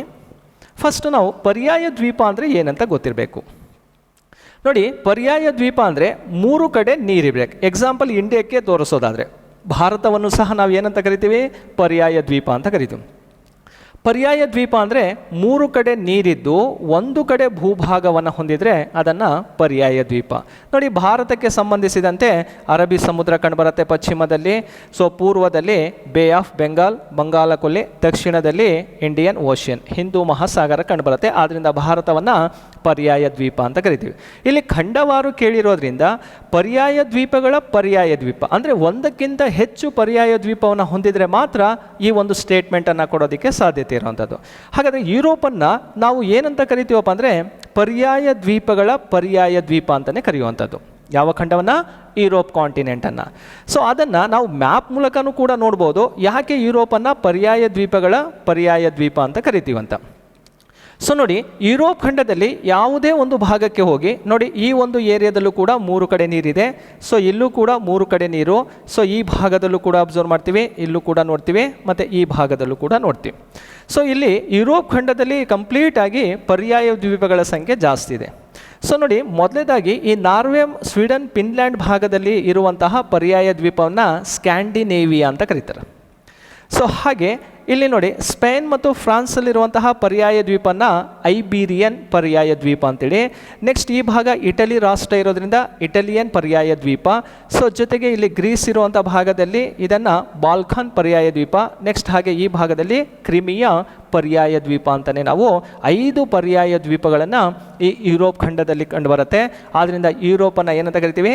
ಪರ್ಯಾಯ ದ್ವೀಪ ಅಂತಲೇ ಕರಿಬೋದು. ಹಾಗಾದರೆ ಈ ಆಫ್ರಿಕಾ ಖಂಡಕ್ಕೆ ನಾವು ಏನಂತ ಕರಿತೀವಿ? ಆಫ್ರಿಕಾಕ್ಕೆ ಕರೆಯುವಂಥದ್ದು ಕಗ್ಗತ್ತಲೆಯ ಖಂಡ ಅಂತಲೂ ಕೂಡ ಕರಿತೀವಿ. ಹಾಗೆ ಸೆಂಟ್ರಲ್ ಕಾಂಟಿನೆಂಟ್, ಕೇಂದ್ರೀಯ ಖಂಡ ಅಂತಲೂ ಕೂಡ ಆಫ್ರಿಕಾಕ್ಕೆ ಕರೆಯುವಂಥದ್ದು. ದಕ್ಷಿಣ ಅಮೇರಿಕಕ್ಕೆ ಕರೆಯುವಂಥದ್ದು ಇದನ್ನು ಆ್ಯಂಡಿಸ್ ನಾಡು, ಆ್ಯಂಡಿಸ್ ಪರ್ವತ ಶ್ರೇಣಿ ಇರೋದ್ರಿಂದ ಆ್ಯಂಡಿಸ್ ನಾಡು ಅಥವಾ ಪಕ್ಷಿಗಳ ಖಂಡ ಅಂತ ಕೂಡ ದಕ್ಷಿಣ ಅಮೇರಿಕವನ್ನು ಕರಿಬೋದು. ಉತ್ತರ ಅಮೇರಿಕಕ್ಕೆ ರಾಕಿ ನಾಡು ಅಂತಲೂ ಕರಿಬೋದು, ಅಥವಾ ಅಲ್ಲಿ ಪೇರಿಸ್ ಹುಲ್ಲುಗಾವಲಿರೋದ್ರಿಂದ ಇದನ್ನು ಪೇರಿಸ್ ನಾಡು ಅಂತಲೂ ಕೂಡ ಕರಿತೀವಿ. ಇವು ಪ್ರತಿಯೊಂದು ಖಂಡಕ್ಕೂ ಕೂಡ ಅದರದೇ ಆದಂತಹ ಒಂದು ಟೈಟಲ್ ಇದೆ. ಹಾಗಾದರೆ ಏಷ್ಯಾ ಖಂಡಕ್ಕೆ ಏನಂತ ಕರಿತೀವಿ? ವೈಪರೀತ್ಯಗಳ ಖಂಡ ಅಥವಾ ವಿಶಿಷ್ಟವಾದಂತಹ ಒಂದು ಖಂಡ ಅಂತ ಕರೆದರೆ, ಸೊ ಆಸ್ಟ್ರೇಲಿಯಾ ಖಂಡವನ್ನು ಸಮತಟ್ಟಾದಂಥ ಖಂಡ, ಹಾಗೆ ಮರುಭೂಮಿಯ ಖಂಡ ಅಂತಲೂ ಕೂಡ ಕರಿಬೋದು. ಅಂಟಾರ್ಟಿಕಾ ಖಂಡಕ್ಕೆ ಶ್ವೇತ ಖಂಡ ಅಂತ ಕರಿತೀವಿ, ಬಿಳಿಯ ಖಂಡ, ವಿಜ್ಞಾನಿಗಳ ಖಂಡ. ಹಾಗಾದರೆ ಪೆಂಗ್ವಿನ್ಗಳ ನಾಡು ಅಂತಲೂ ಕೂಡ ಅಂಟಾರ್ಟಿಕಾ ಖಂಡಕ್ಕೆ ಕರಿತೀವಿ. ಸೊ ಒಂದೊಂದು ಖಂಡ ಅಲ್ಲಿನ ವಿಶೇಷತೆಯನ್ನು ಒಳಗೊಂಡಿರೋದ್ರಿಂದ ಆ ಒಂದು ಆಧಾರದ ಮೇಲೆ ಅವುಗಳಿಗೆ ನಾವು ಟೈಟಲನ್ನು ಕೊಡ್ತಾ ಬರ್ತೀವಿ. 6ನೇ ಪ್ರಶ್ನೆಗೆ ಸಿ ಇಲ್ಲಿ ಸರಿಯಾದಂತಹ ಉತ್ತರವಾಗಿರುತ್ತೆ. ನೆಕ್ಸ್ಟು 7ನೇ ಪ್ರಶ್ನೆಗೆ ಹೋಗೋಣ. ಈ ಕೆಳಗಿನವುಗಳಲ್ಲಿ ಯಾವುದು ಗೋಧಿ ಬೆಳೆಗೆ ಸಂಬಂಧಿಸಿದೆ ಅಂತ ಕೇಳಿದ್ದಾನೆ. ಅಗ್ರಿಕಲ್ಚರ್ ರಿಲೇಟೆಡ್ ಆದಂತಹ ಒಂದು ಕಾನ್ಸೆಪ್ಟ್ ಆಗಿದೆ ಇದು. ಸೊ ಇಲ್ಲಿ ಗೋಧಿಯನ್ನು ಬೆಳಿಬೇಕಂದ್ರೆ ಅಲ್ಲಿನ ಕ್ಲೈಮೆಟಿಕಲ್ ಕಂಡೀಷನ್ ಹೇಗಿರಬೇಕು, ಸಾಯಿಲ್ ಸಿಸ್ಟಮ್ ಹೇಗಿರಬೇಕು, ಅದನ್ನು ಇಲ್ಲಿ 4 ಆಪ್ಷನ್ಸಲ್ಲಿ ಕೊಟ್ಟಿದ್ದಾನೆ. ಅದನ್ನು ನೋಡ್ತಾ ಹೋಗೋಣ. ಸೊ ಗೋಧಿ ಎಂಬುದು ಸಮಶೀತೋಷ್ಣ ವಲಯದ ಬೆಳೆಯಾಗಿರುತ್ತೆ. ಸೊ ಹೌದು, ಇದು ಸಮಶೀತೋಷ್ಣ ವಲಯಕ್ಕೆ ಸಂಬಂಧಿಸಿದಂತೆ ನೋಡ್ತೀವಿ. ಸೊ ಇಲ್ಲಿನ ಉಷ್ಣಾಂಶ ಅನ್ನುವಂಥದ್ದು 25ರಿಂದ 27 ಡಿಗ್ರಿ ಸೆಂಟಿಗ್ರೇಡ್ ಇರುತ್ತೆ. ಸೊ ಇದು ತಪ್ಪಾದಂತಹ ಒಂದು ಹೇಳಿಕೆಯಾಗಿರುತ್ತೆ. ಸೊ ಅಲ್ಲಿ ಬೇಕಾಗಿರುವಂಥ ಟೆಂಪ್ರೇಚರ್ ಎಷ್ಟು? 10ರಿಂದ 15 ಡಿಗ್ರಿ ಸೆಂಟಿಗ್ರೇಡ್ ಅಷ್ಟು ಮಾತ್ರ ಉಷ್ಣಾಂಶ ಗೋಧಿ ಬೆಳೆಗೆ ಬೇಕು. ಯಾಕಂದರೆ ಇದು ಬೆಳೆಯುವಂಥದ್ದು ಸೊ ನಾವು ಚಳಿಗಾಲದ ಅವಧಿಯಲ್ಲಿ ಬೆಳಿತೀವಿ. ಸೊ ಹಿಂಗಾರು ಅವಧಿಯಲ್ಲಿ ಬೆಳೆಯುವಂಥ ಬೆಳೆ ಗೋಧಿ ಆಗಿರುತ್ತೆ. ವಾರ್ಷಿಕ ಮಳೆಯ ಪ್ರಮಾಣ 50ರಿಂದ 70 ಸೆಂಟಿಮೀಟರ್ ಅಷ್ಟು ಮಳೆ ಬೇಕು. ಇದು ಕೂಡ ಸರಿಯಾಗಿರುವಂಥದ್ದು. ಮರಳು ಮಿಶ್ರಿತ ಮತ್ತು ಕಪ್ಪು ಮಣ್ಣು ಇದಕ್ಕೆ ಸೂಕ್ತವಾಗಿರುತ್ತೆ. ಇದು ಕೂಡ ಸರಿಯಾಗಿರುವಂಥದ್ದು. ಹಾಗಾದರೆ ಕೊಟ್ಟಿರುವಂತಹ 4 ಹೇಳಿಕೆಗಳಲ್ಲಿ ಸೊ ಎ ಸಿ ಡಿ ಸರಿಯಾಗಿರೋದ್ರಿಂದ ಇಲ್ಲಿ ಎ ಸಿ ಡಿಯನ್ನು ನಾವು ಆಯ್ಕೆ ಮಾಡ್ಕೋಬೇಕು. ಆಯ್ಕೆಯಲ್ಲಿ ಎಲ್ಲಿದೆಯಪ್ಪ ಅಂದರೆ 1ನೇ ಆಯ್ಕೆಯಲ್ಲಿ ಕಂಡುಬರುತ್ತೆ. ಇದು ಸರಿಯಾಗಿರುವಂಥ ಉತ್ತರ. ಇಲ್ಲಿ ಉಷ್ಣಾಂಶದಲ್ಲಿ ಮಾತ್ರ ವ್ಯತ್ಯಾಸ ಇರೋದನ್ನು ನೋಡ್ತೀವಿ. ಇದಕ್ಕೆ ಬೇಕಾಗಿರುವಂಥ ಉಷ್ಣಾಂಶದ ಪ್ರಮಾಣ 10ರಿಂದ 15 ಡಿಗ್ರಿಯಷ್ಟು ಉಷ್ಣಾಂಶ ಇದ್ದರೆ ಅದಕ್ಕೆ ಸಾಕಾಗತ್ತೆ. ನೆಕ್ಸ್ಟ್ ಸ್ನೇಹಿತರೆ, ಮತ್ತೊಂದು ಪ್ರಶ್ನೆಗೆ ಹೋಗೋಣ. ದಕ್ಷಿಣ ಅಮೇರಿಕದಲ್ಲಿರುವಂತಹ ಫ್ರೆಂಚ್ ಗಯಾನವು ಅತಿ ಚಿಕ್ಕ ರಾಷ್ಟ್ರವಾದರೆ ಅತಿ ದೊಡ್ಡ ರಾಷ್ಟ್ರ ಯಾವುದು ಅಂತ ಕೇಳಿದನು. ನೋಡಿ, ದಕ್ಷಿಣ ಅಮೇರಿಕ ಖಂಡದಲ್ಲಿ ಸ್ಮಾಲೆಸ್ಟ್ ಕಂಟ್ರಿ ಯಾವುದು? French Guiana. ಓಕೆ, ಹಾಗಾದರೆ ಅತಿ ದೊಡ್ಡ ರಾಷ್ಟ್ರ ಯಾವುದು ಅಂತೇಳಿ ನಾವು ಇಲ್ಲಿ ಅಬ್ಸರ್ವನ್ನು ಮಾಡಬೇಕು. ಇಲ್ಲಿ ಬ್ರೆಜಿಲ್ ಅಂತ ಇದೆ, ಪರಗ್ವೆ ಇದೆ, ಬೊಲುಮಿಯಾ ಮತ್ತು ವೆನಿಜುವೆಲಾ ಅಂತ ಇದೆ. ಸೊ ಇದನ್ನು ಮ್ಯಾಪಲ್ಲೇ ನಾನು ನೋಡಿಬಿಡೋಣ. ಇದಕ್ಕೆ ಸರಿಯಾದಂತಹ ಒಂದು ಉತ್ತರ ಸಿಗತ್ತೆ ಮ್ಯಾಪಿಗೆ ಸಂಬಂಧಪಟ್ಟಂತೆ ನೋಡಿದಾಗ. ನೋಡಿ, ಇಲ್ಲಿರುವಂತಹ ಒಂದು ಮ್ಯಾಪು ದಕ್ಷಿಣ ಅಮೇರಿಕ ಖಂಡದ್ದು. ಸೊ ಈ ದಕ್ಷಿಣ ಅಮೇರಿಕ ಖಂಡದಲ್ಲಿ ಅಲ್ಲಿ ಕೊಟ್ಟಿರುವಂಥ ಆಪ್ಷನಲ್ಲಿ ಇದು ಫ್ರೆಂಚ್ ಗಯಾನವಾಗಿರುತ್ತೆ. ಇದೇ ಫ್ರೆಂಚ್ ಗಯಾನ. ಇದು ಅತಿ ಚಿಕ್ಕ ರಾಷ್ಟ್ರವಾಗಿರುತ್ತೆ. ಸೊ ಇಲ್ಲಿ ನೋಡಿಬಿಡಿ, ಇಷ್ಟು ಏರಿಯಾವನ್ನು ಒಳಗೊಂಡಿರುವಂತಹ ರಾಷ್ಟ್ರ ಯಾವುದಪ್ಪ ಅಂದರೆ ಇದು ಬ್ರೆಜಿಲ್ ಆಗಿರುತ್ತೆ. ಹಾಗಾಗಿ ದಕ್ಷಿಣ ಅಮೇರಿಕ ಖಂಡದ ಅತಿ ದೊಡ್ಡ ರಾಷ್ಟ್ರ ಯಾವುದಪ್ಪ ಅಂದರೆ ಬ್ರೆಜಿಲ್ ಅನ್ನೋದು ನಾವಿಲ್ಲಿ ಆನ್ಸರನ್ನು ಮಾಡ್ಬೋದು. ಓಕೆ, ಅತಿ ದೊಡ್ಡ ರಾಷ್ಟ್ರ ಬ್ರೆಜಿಲ್ ಆಗಿದೆ. ಸೊ ಹಾಗಾದರೆ ಈ ದಕ್ಷಿಣ ಅಮೇರಿಕಕ್ಕೆ ಸಂಬಂಧಿಸಿದಂತೆ ಮತ್ತೆ ಹೇಗೆಲ್ಲ ಪ್ರಶ್ನೆಯನ್ನು ಕೇಳ್ಬೋದು. ದಕ್ಷಿಣ ಅಮೇರಿಕದಲ್ಲಿ ಒಟ್ಟು ಎಷ್ಟು ರಾಷ್ಟ್ರಗಳಿದೆ ಅಂತೇಳಿ ನಮಗೆ ಕ್ವಶನ್ಸನ್ನು ಕೇಳ್ಬೋದು. ಆ ಒಟ್ಟು ರಾಷ್ಟ್ರಗಳ ಸಂಖ್ಯೆ ಎಷ್ಟಿದಾವಪ್ಪ ಅಂದರೆ 13 ರಾಷ್ಟ್ರಗಳು ದಕ್ಷಿಣ ಅಮೇರಿಕ ಖಂಡದಲ್ಲಿ ಕಂಡುಬರ್ತಾವೆ. ಆ 13 ರಾಷ್ಟ್ರಗಳು ಯಾವುದು ಅಂಥೇಳಿ ಒಂದ್ಸಲ ಮ್ಯಾಪಲ್ಲೇ ನೋಡಿಬಿಡ್ಬೋದು. ಇಲ್ಲಿ ಚಿಲಿ ಕಂಡುಬರುತ್ತೆ, ಚಿಲಿ, ಅರ್ಜೆಂಟೀನಾ, ಉರುಗ್ವೆ, ಬ್ರೆಜಿಲ್ ಕಂಡುಬರುತ್ತೆ, ಬೊಲಿವಿಯಾ, ಪೆರು ರಾಷ್ಟ್ರ ಇದೆ, Ecuador, next Colombia, Venezuela, Guyana, Suriname, French Guiana ಅಂತ ಕಂಡುಬರುತ್ತೆ. ಒಟ್ಟು ರಾಷ್ಟ್ರಗಳ ಸಂಖ್ಯೆ ಎಷ್ಟಾಗುತ್ತೆ? 13 ರಾಷ್ಟ್ರಗಳನ್ನು ನಾವು ನೋಡ್ಬೋದು. ಈ 13 ರಾಷ್ಟ್ರದಲ್ಲಿ ಮತ್ತೊಂದು ವಿಶೇಷವಾದಂತಹ ಒಂದು ಪ್ರಶ್ನೆಯನ್ನು ಕೇಳ್ತಾನೆ. ಏನಪ್ಪ ಅಂದರೆ, ಸೊ ಇಲ್ಲಿರುವಂಥ ಆಲ್ಮೋಸ್ಟ್ ಎಲ್ಲ ರಾಷ್ಟ್ರಗಳು ಕೂಡ ಕರಾವಳಿ ತೀರ ಪ್ರದೇಶವನ್ನು ಹೊಂದಿದ್ದಾವೆ. ಇದರಲ್ಲಿ 2 ರಾಷ್ಟ್ರ ಮಾತ್ರ ಕರಾವಳಿಯ ತೀರ ಪ್ರದೇಶವನ್ನು ಹೊಂದಿಲ್ಲ. ಅದನ್ನು ಲ್ಯಾಂಡ್ ಲಾಕಡ್ ಕಂಟ್ರಿ ಅಂತಲೇ ಕರಿತೀವಿ. ನೋಡಿ, ಓವರಾಲ್ ಆಗಿ ದಕ್ಷಿಣ ಅಮೇರಿಕ ಖಂಡಕ್ಕೆ ಸಂಬಂಧಪಟ್ಟಂತೆ 2 ರಾಷ್ಟ್ರಗಳು ಮಾತ್ರ ಭೂ ಆವೃತ ರಾಷ್ಟ್ರಗಳಿದಾಗಿದ್ದಾವೆ. ಆ 2 ರಾಷ್ಟ್ರಗಳು ಯಾವುದಪ್ಪ ಅಂದರೆ, ಒಂದು ಬೊಲಿವಿಯಾ ಆದರೆ ಇನ್ನೊಂದು ಪರಗ್ವೆ ರಾಷ್ಟ್ರ ಕಂಡುಬರುತ್ತೆ. ಈ ಬೊಲಿವಿಯಾ ಮತ್ತು ಪರಗ್ವೆ ರಾಷ್ಟ್ರಗಳನ್ನು ಲ್ಯಾಂಡ್ ಲಾಕಡ್ ಕಂಟ್ರಿ ಅಂತ ಕರಿತೀವಿ. ಎಲ್ಲಿ ಅಂತ ಕೇಳಿದರೆ ದಕ್ಷಿಣ ಅಮೇರಿಕ ಖಂಡದಲ್ಲಿ. ಸೊ ಇಷ್ಟು ಕೂಡ ನಾವು ಈ ದಕ್ಷಿಣ ಅಮೇರಿಕ ಖಂಡದ ಬಗ್ಗೆ ಬೇಸಿಕನ್ನು ಅರ್ಥ ಮಾಡ್ಕೋಬೇಕಾಗತ್ತೆ. ಸೊ ಬ್ರೆಜಿಲ್ ಅನ್ನುವಂಥದ್ದು ದೊಡ್ಡ ರಾಷ್ಟ್ರ, ಫ್ರೆಂಚ್ ಗಯಾನ ಅನ್ನುವಂಥದ್ದು ಚಿಕ್ಕ ರಾಷ್ಟ್ರವಾಗಿರುತ್ತೆ. ನೆಕ್ಸ್ಟು ಮತ್ತೊಂದು ಪ್ರಶ್ನೆಗೆ ಹೋಗೋಣ. ಪಶ್ಚಿಮ ಘಟ್ಟಗಳು ಈ ಕೆಳಕಂಡ ಯಾವ ನದಿ ಕಣಿವೆಯಿಂದ ಕನ್ಯಾಕುಮಾರಿ ಭೂರಾಶಿಯವರೆಗೆ ಪಶ್ಚಿಮ ಕರಾವಳಿಗೆ ಸಮಾನಾಂತರವಾಗಿ ಹಬ್ಬಿದೆ ಅಂತ ಕೇಳ್ತೀವಿ. ಸೊ ಇದನ್ನು ಏನಂತ ಕರೀತಾರಪ್ಪ ಅಂದರೆ ಸಹ್ಯಾದ್ರಿ ಶ್ರೇಣಿ, ವೆಸ್ಟರ್ನ್ ಘಾಟ್ ಅಥವಾ ಪಶ್ಚಿಮ ಘಟ್ಟಗಳು. ಇವೆಲ್ಲ ಟೈಟಲನ್ನು ನಾವು ಅದನ್ನು ಕೊಡ್ತಾ ಬರ್ತೀವಿ. ಸ್ನೇಹಿತರೆ, ಹಾಗಾದರೆ ಈ ಪಶ್ಚಿಮ ಘಟ್ಟಗಳು ಅಂತ ನೋಡಿದಾಗ ಸೊ ಇಂಡಿಯಾದ ಮ್ಯಾಪಲ್ಲಿ ನಾವು ವೆಸ್ಟರ್ನ್ ಘಾಟ್ಸ್ಗಳ ಬಗ್ಗೆ ನಾವು ಸ್ಟಡಿ ಮಾಡೋದಾದರೆ ಸೊ ಈ ಭಾಗದಲ್ಲಿ ಕಂಡುಬರೋದೇ ಪಶ್ಚಿಮ ಘಟ್ಟಗಳು. ಪಶ್ಚಿಮ ಭಾಗದಲ್ಲಿ ಕಂಡುಬರ್ತಾವೆ. ಆ ಪಶ್ಚಿಮ ಘಟ್ಟಗಳು ಎಲ್ಲಿಂದ ಸ್ಟಾರ್ಟ್ ಆಗ್ತಾವಪ್ಪ ಅಂದರೆ ಈ ಒಂದು ಏರಿಯಾವನ್ನು ನಾವು ಅಬ್ಸರ್ವ್ ಮಾಡೋಣ. ಸೊ ಇಲ್ಲಿ ಸಾತ್ಮಲ ಅಂತ ಬೆಟ್ಟ ಕಂಡುಬರುತ್ತೆ. ಓಕೆ, ಸಾತ್ಮಲ ಬೆಟ್ಟಗಳು ಕಂಡುಬರ್ತಾವೆ. ಈ ಸಾತ್ಮಲ ಬೆಟ್ಟದಿಂದ ಸ್ಟಾರ್ಟ್ ಆಗಿಬಿಟ್ಟು ಅಪ್ ಟು ಎಲ್ಲಿವರೆಗೆ ಕಂಡುಬರುತ್ತಿದೋ ಕನ್ಯಾಕುಮಾರಿವರೆಗೆ ಕಂಡುಬರುತ್ತೆ. ಹಾಗಲೇ ಈ ಸಾತ್ಮಲ ಬೆಟ್ಟದ ದಕ್ಷಿಣ ಭಾಗದಲ್ಲಿ ಯಾವ ನದಿ ಹರಿಯುತ್ತೆ ಅಥವಾ ಇಲ್ಲಿ ಯಾವುದು ಸ್ಟಾರ್ಟಿಂಗ್ ಪಾಯಿಂಟ್ ಅಂತ ಕೇಳಿದರೆ ಅದು ತಾಪಿ ಅಥವಾ ತಪತಿ ನದಿ. ಓಕೆ, ತಪತಿ ನದಿ. ಸೊ ಅಲ್ಲಿಂದ ಸ್ಟಾರ್ಟ್ ಆಗುತ್ತೆ. ಈ ತಾಪಿ ಅಥವಾ ತಪತಿ ನದಿಯಿಂದ ಸ್ಟಾರ್ಟ್ ಆಗಿ ಎಲ್ಲಿವರೆಗೆ ಕಂಡುಬರುತ್ತೆ? ಕನ್ಯಾಕುಮಾರಿವರೆಗೆ ಕಂಡುಬರೋದೆ ಈ ಪಶ್ಚಿಮ ಘಟ್ಟದ ಭಾಗ.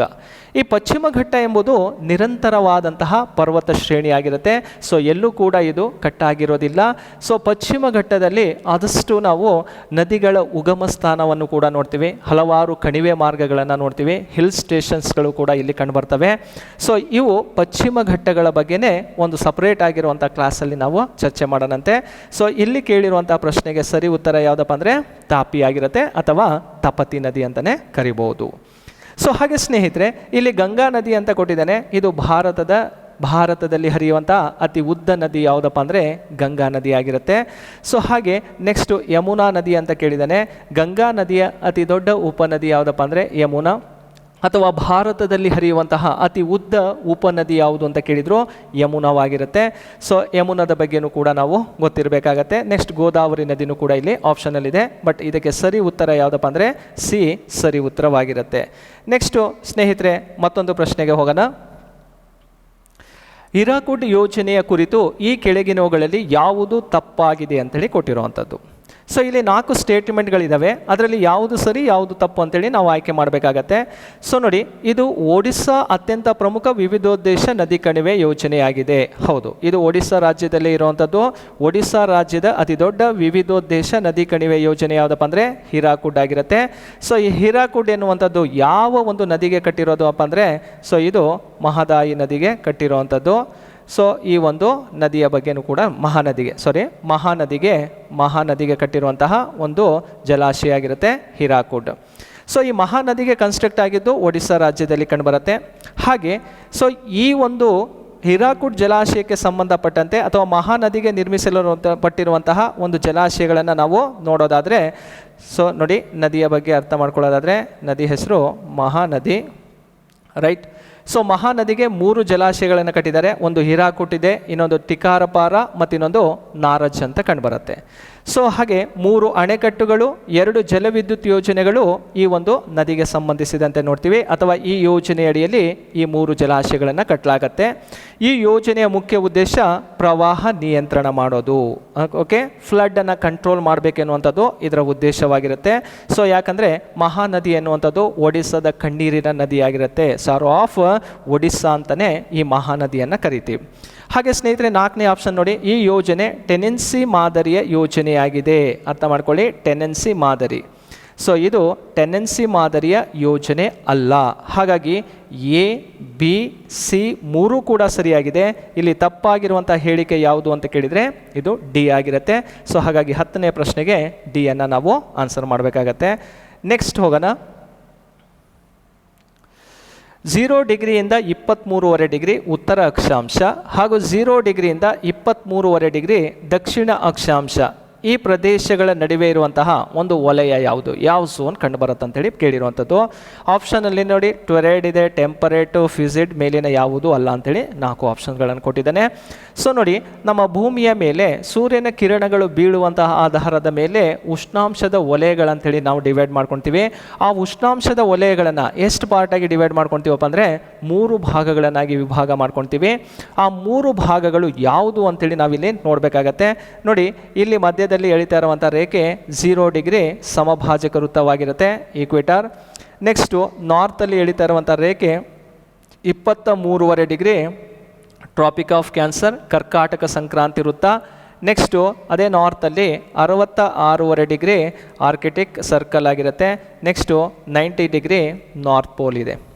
ಹಾಗೆ ಸೊ ಸೌತಲ್ಲಿ ಬಂದಾಗ 23.5 ಡಿಗ್ರಿ. ಸೊ ಇದನ್ನು ಟ್ರಾಪಿಕ್ ಆಫ್ ಕ್ಯಾಪ್ರಿಕಾನ್, ಮಕರ ಸಂಕ್ರಾಂತಿ ವೃತ್ತ. ಹಾಗೆ ಈ ಭಾಗದಲ್ಲಿರುವಂಥದ್ದು, ಸೊ ಓಕೆ, ಈ ಭಾಗದಲ್ಲಿರೋದು 66.5 ಡಿಗ್ರಿ ಅಂಟಾರ್ಟಿಕಾ ಸರ್ಕಲ್ ಅಂತ ಕರಿತೀವಿ. ನೆಕ್ಸ್ಟು 90 ಡಿಗ್ರಿ ಸೌತ್ ಪೋಲ್ ಆಗಿರುತ್ತೆ. ಸೊ ನೋಡಿ, ಈ ಭಾಗಕ್ಕೆ ಸಂಬಂಧಪಟ್ಟಂತೆ ನೋಡೋದಾದರೆ ಇಲ್ಲಿ ನೋಡಿ, ಇಲ್ಲಿ ಸೂರ್ಯನ ನೇರ ಕಿರಣಗಳು ಬೀಳ್ತಾ ಹೋಗ್ತಾವೆ. ಓಕೆ, ಸೊ ಈ ಭಾಗದಲ್ಲಿ ಸೂರ್ಯನ ನೇರ ಕಿರಣಗಳು ಬೀಳ್ತಾವೆ. ಇಲ್ಲಿ ಸೂರ್ಯನ ನೇರ ಕಿರಣಗಳು ಬೀಳೋದ್ರಿಂದ ಈ ಭಾಗವನ್ನು ನಾವು ಟೊರೈಡ್ ಝೋನ್ ಅಥವಾ ಉಷ್ಣವಲಯ ಅಂತ ಕರಿತೀವಿ. ಹಾಗಾದರೆ ಇದು ಎಲ್ಲಿದೆಯಪ್ಪ ಅಂದರೆ ನೋಡಿ, 0 ಡಿಗ್ರಿಯಿಂದ ನಾರ್ತಲ್ಲಿ 23.5 ಡಿಗ್ರಿ, ಹಾಗೆ ಸೌತಲ್ಲಿ 23.5 ಡಿಗ್ರಿ ಇನ್ ಬಿಟ್ವೀನಲ್ಲಿ ಕಂಡುಬರುತ್ತೆ. ಇದನ್ನೇ ಟೊರೈಡ್ ಝೋನ್ ಅಂತ ಕರಿತೀವಿ. ಓಕೆ, ಎಲ್ಲಿದೆ ನೋಡಿ, ಟೊರೈಡ್ ಝೋನ್ ಅಂತ ಕರಿತೀವಿ. ಈ ಟೊರೈಡ್ ಝೋನ್ ಎನ್ನುವಂಥದ್ದು ಉಷ್ಣವಲಯವಾಗಿರುತ್ತೆ. ಸೊ ಇಲ್ಲಿ ಕೇಳಿರುವಂಥ ಪ್ರಶ್ನೆಯೂ ಕೂಡ ಇದೇ ಆಗಿರೋದ್ರಿಂದ ಇದಕ್ಕೆ ಸರಿಯಾದಂತಹ ಉತ್ತರವಾಗಿರುತ್ತೆ. ಹಾಗಾದರೆ ಎರಡನೇ ಝೋನ್ ಯಾವುದು ನೋಡಿ, ಈ ವಲಯ ಇದೆಯಲ್ಲ 23.5 ಡಿಗ್ರಿಯಿಂದ 66.5 ಡಿಗ್ರಿ ಉತ್ತರ ಮತ್ತು ದಕ್ಷಿಣ ಅಕ್ಷಾಂಶ ಎರಡರಲ್ಲೂ ಕೂಡ ಕಂಡುಬರುತ್ತೆ. ಇದನ್ನು ಟೆಂಪರೇಟ್ ಝೋನ್ ಅಂತ ಕರಿತೀವಿ. ಸಮಶೀತೋಷ್ಣ ವಲಯ, ಸೂರ್ಯನ ಓರೆ ಕಿರಣಗಳು ಬೀಳಕ್ಕೆ ಸ್ಟಾರ್ಟ್ ಆಗ್ತವೆ. ನೆಕ್ಸ್ಟ್ ನೋಡಿ, ಈ ಭಾಗದಲ್ಲಿ 66.5 ಡಿಗ್ರಿಯಿಂದ 90 ಡಿಗ್ರಿ, ಸೊ ಇಲ್ಲೂ ಕೂಡ 66.5 ಡಿಗ್ರಿಯಿಂದ 90 ಡಿಗ್ರಿಯಲ್ಲಿ ಸೊ ಸೂರ್ಯನ ತುಂಬ ಓರೆ ಕಿರಣಗಳು ಬೀಳ್ತವೆ. ಇಲ್ಲಿ ಟೆಂಪ್ರೇಚರ್ ಬಹಳಷ್ಟು ಕಡಿಮೆ ಇರುತ್ತೆ. ಆದ್ದರಿಂದ ಈ ಭಾಗವನ್ನು ಏನಂತ ಕರಿತೀವಿ ನಾವು, ಫ್ರಿಜಿಡ್ ಝೋನ್ ಅಂತ ಕರಿತೀವಿ ಅಥವಾ ಶೀತ ವಲಯ. ಸೊ ಕೇಳಿರುವಂಥ ಪ್ರಶ್ನೆಗೆ ಸರಿ ಉತ್ತರ ಯಾವುದು? ಎ ಸರಿ ಉತ್ತರವಾಗಿರುತ್ತೆ. 3 ಕೂಡ ಉಷ್ಣಾಂಶದ ವಲಯಗಳನ್ನು ನಾವು ಅರ್ಥ ಮಾಡ್ಕೋಬೇಕಾಗತ್ತೆ. ನೆಕ್ಸ್ಟ್ ಸ್ನೇಹಿತರೆ, ಮತ್ತೊಂದು ಪ್ರಶ್ನೆಗೆ ಹೋಗೋಣ. ನೋಡಿ, ಈ ಕೆಳಕಂಡ ಯಾವ ನದಿಯು ಭಾಗೀರಥಿ ಮತ್ತು ಅಲಕಾನಂದ ಎಂಬೆರಡು ಜಲಮೂಲಗಳನ್ನು ಹೊಂದಿದೆ ಅಂತೇಳಿ ಪ್ರಶ್ನೆಯನ್ನು ಕೇಳಿದ್ದಾನೆ. ಭಾಗೀರಥಿ ಮತ್ತು ಅಲಕಾನಂದ ಎರಡು ಜಲಮೂಲಗಳನ್ನು ಹೊಂದಿರುವಂಥ ನದಿ ಯಾವುದು? ಆಪ್ಷನಲ್ಲಿ ಸಟ್ಲೇಜ್ ಇದೆ, ಗಂಗಾ ನದಿ ಇದೆ, ಸಿಂಧು ಮತ್ತು ಗೋದಾವರಿ ನದಿ ಅಂಥೇಳಿ ಇಲ್ಲಿ ಕೊಟ್ಟಿರೋದನ್ನು ನೋಡ್ತೀವಿ. ಸೊ ಇದಕ್ಕೆ ನಾವು ಮ್ಯಾಪ್ ಮೂಲಕನೂ ಕೂಡ ನಾವು ಸ್ಟಡಿ ಮಾಡ್ಕೋಬೋದು. ಇದಕ್ಕೆ ಸಂಬಂಧಿಸಿದಂತೆ ನೋಡ್ತಾ ಹೋಗೋಣ. ನೋಡಿ, ಫಸ್ಟು ಈ ಭಾಗೀರಥಿ ಮತ್ತು ಅಲಕಾನಂದ ನದಿಯ ಬೇಸಿಕ್ ಕಾನ್ಸೆಪ್ಟನ್ನು ಅರ್ಥ ಮಾಡ್ಕೊಳ್ಳೋಣ. ಈ ಅಲಕಾನಂದ ನದಿ ಉಗಮ ಸ್ಥಳ ಯಾವುದಪ್ಪ ಅಂದರೆ ಬದ್ರಿನಾಥ. ಸೊ ನೋಡಿ, ಇಲ್ಲಿಂದ ಹರ್ಕೊಂಬರ್ತಾ ಇದೆಯಲ್ಲ, ಇದೇ ಅಲಕಾನಂದ ನದಿ ಆಗಿರುತ್ತೆ. ಸೊ ಈ ಅಲಕಾನಂದ ನದಿ ಯಾವ ರಾಜ್ಯದಲ್ಲಿ ಉಗಮವಾಗುತ್ತಪ್ಪ ಅಂದರೆ ಉತ್ತರಾಖಂಡದಲ್ಲಿ ಸಾತೋಪಂತ್ ಎಂಬ ಗ್ಲೇಸಿಯರ್ನಲ್ಲಿ ಉಗಮವಾಗುತ್ತೆ ಬದ್ರಿನಾಥ. ಅದರ ಜೊತೆಗೆ ಈ ಭಾಗಕ್ಕೆ ಬರೋಣ. ಸೊ ನೋಡಿ, ಇದು ಭಾಗೀರಥಿ ನದಿಯ ಉಗಮ ಸ್ಥಳ ಗಂಗೋತ್ರಿ. ಗಂಗೋತ್ರಿ ಹಿಮ ನದಿಯಲ್ಲಿ ಉಗಮವಾಗೋದು ಯಾವುದಪ್ಪ ಅಂದರೆ ರಿವರ್ ಭಾಗೀರಥಿ.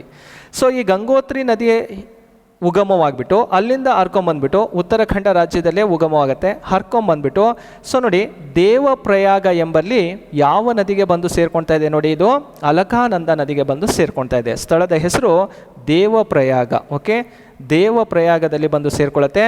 ಆ ದೇವಪ್ರಯಾಗವ ತುಂಬಾ ಇಂಪಾರ್ಟೆಂಟ್ ಆಗಿರುವಂಥದ್ದು. ಯಾಕಂದರೆ ಅಲಕಾನಂದ ಮತ್ತು ಭಾಗೀರಥಿ ನದಿಗಳ ಸಂಗಮ ಸ್ಥಳ ಯಾವುದಂದರೆ ದೇವಪ್ರಯಾಗ. ಆ ದೇವಪ್ರಯಾಗದ ನಂತರ ಸೊ ಆ ನದಿ ಹೆಸರು ಏನಾಗುತ್ತಪ್ಪ ಅಂದರೆ ಗಂಗಾ ನದಿ ಅಂತ ಹೇಳಿ ಕರೆಸ್ಕೊಳ್ಳುವಂಥದ್ದು. ಹಾಗಾದರೆ ಭಾಗೀರಥಿ ಮತ್ತು ಅಲಕಾನಂದ ಎರಡು ಜಲಮೂಲಗಳು ಸೇರಿ ಆಗುವಂಥ ನದಿ ಯಾವುದು? ಹಾಗಾದರೆ ಗಂಗಾ ನದಿ ಆಗುತ್ತೆ. ಇದಕ್ಕೆ ಬಿ ಅನ್ನೋದು ಸರಿ ಉತ್ತರವಾಗಿದೆ. ಹಾಗಾದರೆ ಸ್ನೇಹಿತರೆ, ಸೊ ಇಲ್ಲಿ ಪಂಚಪ್ರಯಾಗಗಳು ಅಂತ ನೀವು ಕೇಳಿರ್ಬೋದು. ಪಂಚಪ್ರಯಾಗಗಳು ಅಂತ ಕೇಳಿರ್ಬೋದು. ಸೊ ಕರ್ಣಪ್ರಯಾಗ, ರುದ್ರಪ್ರಯಾಗ, ದೇವಪ್ರಯಾಗ, ವಿಷ್ಣು ಪ್ರಯಾಗ, ನಂದ ಪ್ರಯಾಗ ಅಂಥೇಳಿ 5 ಪ್ರಯಾಗಗಳನ್ನು ನಾವು ಉತ್ತರಾಖಂಡ ರಾಜ್ಯದಲ್ಲಿ ನೋಡ್ತೀವಿ. ಸೊ ಆ 5 ಪ್ರಯಾಗಗಳಿಗೆ ಸಂಬಂಧಪಟ್ಟಂತೆ ನಾವು ನೋಡೋದಾದರೆ ಸೊ ಆಲ್ಮೋಸ್ಟ್ ಎಲ್ಲ ನದಿಗಳು ಯಾವ ನದಿಗೆ ಬಂದು ಸೇರ್ತಾವಪ್ಪ ಅಂದರೆ ನೋಡಿ, ಇಲ್ಲಿ ಅಲಕಾನಂದ ನದಿಗೆ ಬಂದು ಸೇರ್ತಾವೆ. ಅದರಲ್ಲಿ ಒಂದೊಂದೇ ಪ್ರಯಾಗದ ಬಗ್ಗೆ ನೋಡೋದಾದರೆ ನೋಡಿ, ಫಸ್ಟ್ ನದಿ ಬಂದು ಸೇರುತ್ತೆ ದೌಲಿ ಗಂಗಾ. ಓಕೆ, ನದಿ ಹೆಸರು ದೌಲಿ ಗಂಗಾ ನದಿ. ಈ ದೌಲಿ ಗಂಗಾ ನದಿ ಸೇರುವಂತಹ ಸ್ಥಳವನ್ನು ಯಾವ ಪ್ರಯಾಗ ಅಂತ ಕರಿತೀವಪ್ಪ ಅಂದರೆ ವಿಷ್ಣು ಪ್ರಯಾಗ ಅಂತ ಕರೆಯುವಂಥದ್ದು. ಹಾಗೆ ಎರಡನೇದು ನೋಡಿ, ಸೊ ನೋಡಿ ಎರಡನೇ ನದಿ ಬಂದು ಸೇರುತ್ತೆ ನಂದಾಕಿನಿ ಅಂಥೇಳಿ ನದಿ ಬಂದು ಸೇರುತ್ತೆ. ಸೊ ಇದನ್ನು ನಂದ ಪ್ರಯಾಗ ಅಂತ ಕರಿತೀವಿ. ಸೊ ಮೂರನೇ ನದಿಯನ್ನು ನೋಡ್ಬೋದು, ಪಿಂಡರ್ ನದಿ ಬಂದು ಸೇರುತ್ತೆ.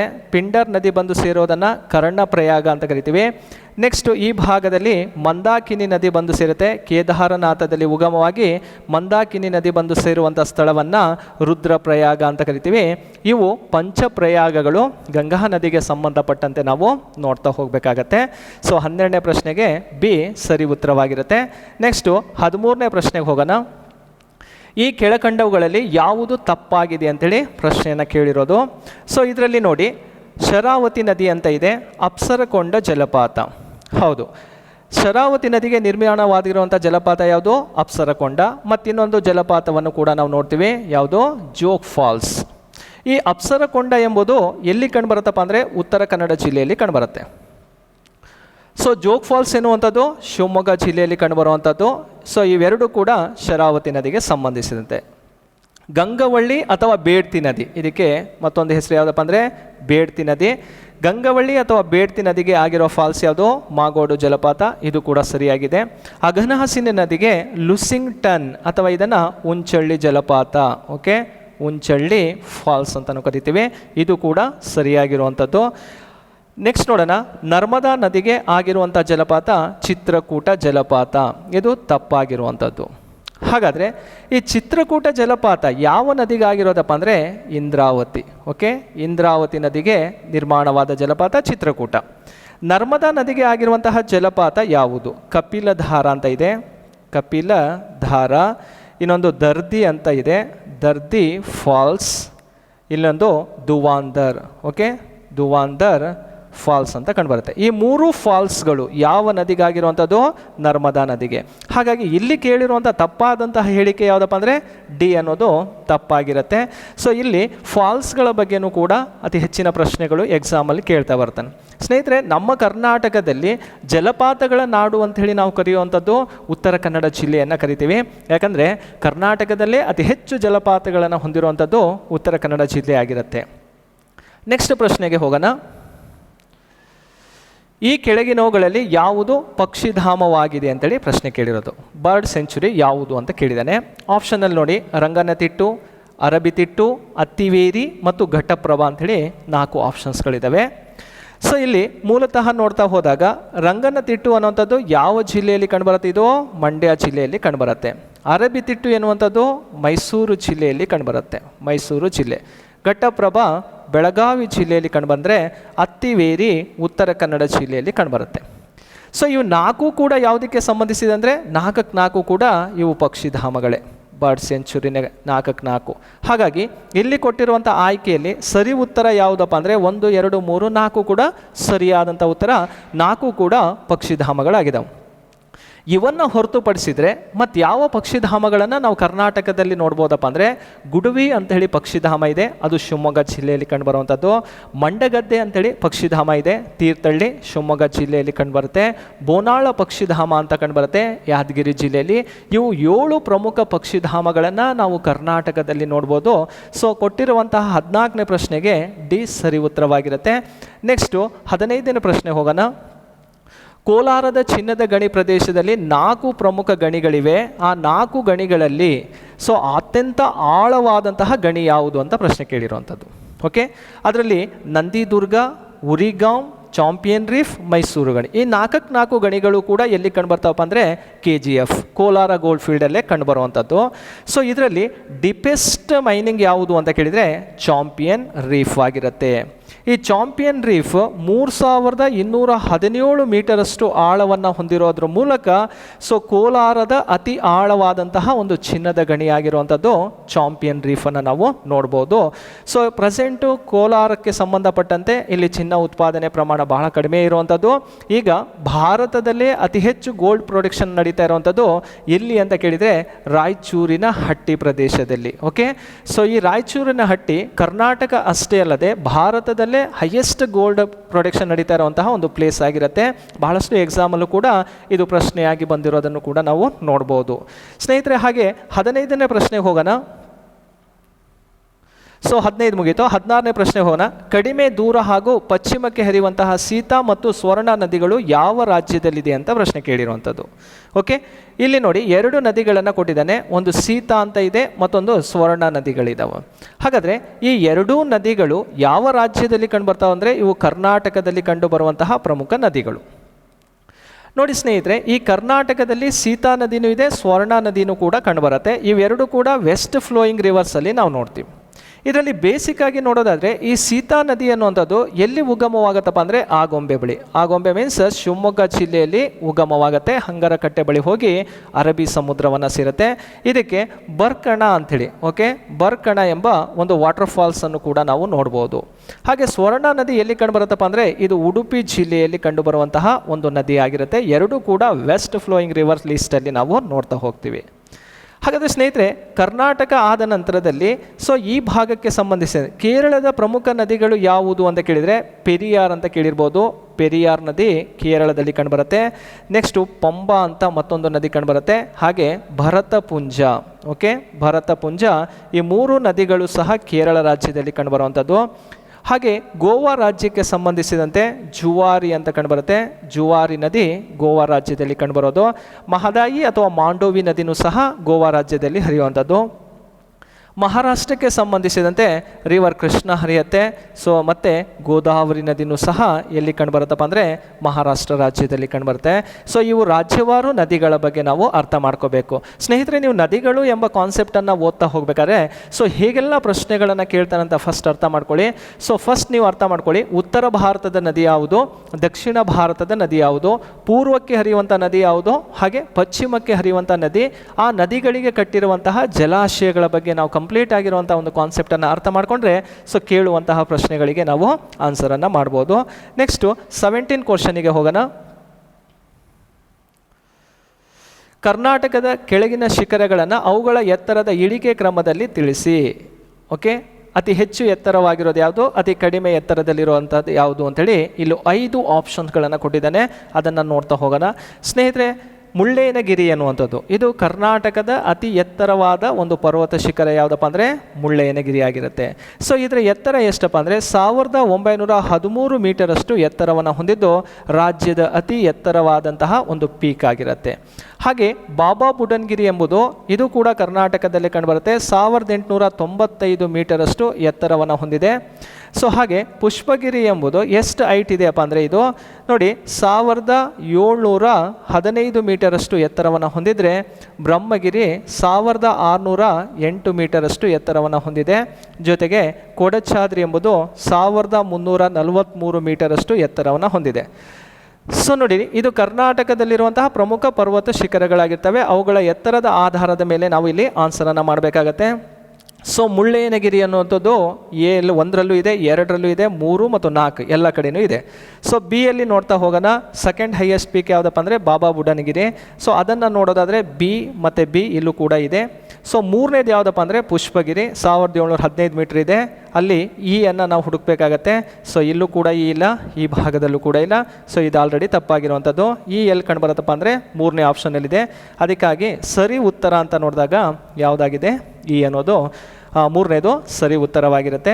ಯಾವುದಕ್ಕೆ 17ನೇ ಪ್ರಶ್ನೆಗೆ. ಸ್ನೇಹಿತರೆ, ಇಲ್ಲಿ ಕೊಟ್ಟಿರುವಂತಹ ಎತ್ತರವಾದ ಪರ್ವತ ಶಿಖರಗಳ ಬಗ್ಗೆ ನಮಗೆ ಗೊತ್ತಾಯಿತು. ಹಾಗಾದರೆ ಸೊ ನೋಡಿ, ಕರ್ನಾಟಕದಲ್ಲಿ ಯಾವ ಜಿಲ್ಲೆಯನ್ನು ಪರ್ವತಗಳ ನಾಡು ಲ್ಯಾಂಡ್ ಆಫ್ ಮೌಂಟೇನ್ ಅಂತ ಕರಿತೀವಿ ಅಂದರೆ ಚಿಕ್ಕಮಗಳೂರು ಜಿಲ್ಲೆಯನ್ನು ಪರ್ವತಗಳ ನಾಡು. ಓಕೆ, ಯಾವ ಜಿಲ್ಲೆ? ಚಿಕ್ಕಮಗಳೂರು ಜಿಲ್ಲೆಯನ್ನು ಪರ್ವತಗಳ ನಾಡು ಅಂತ ಕರಿತೀವಿ.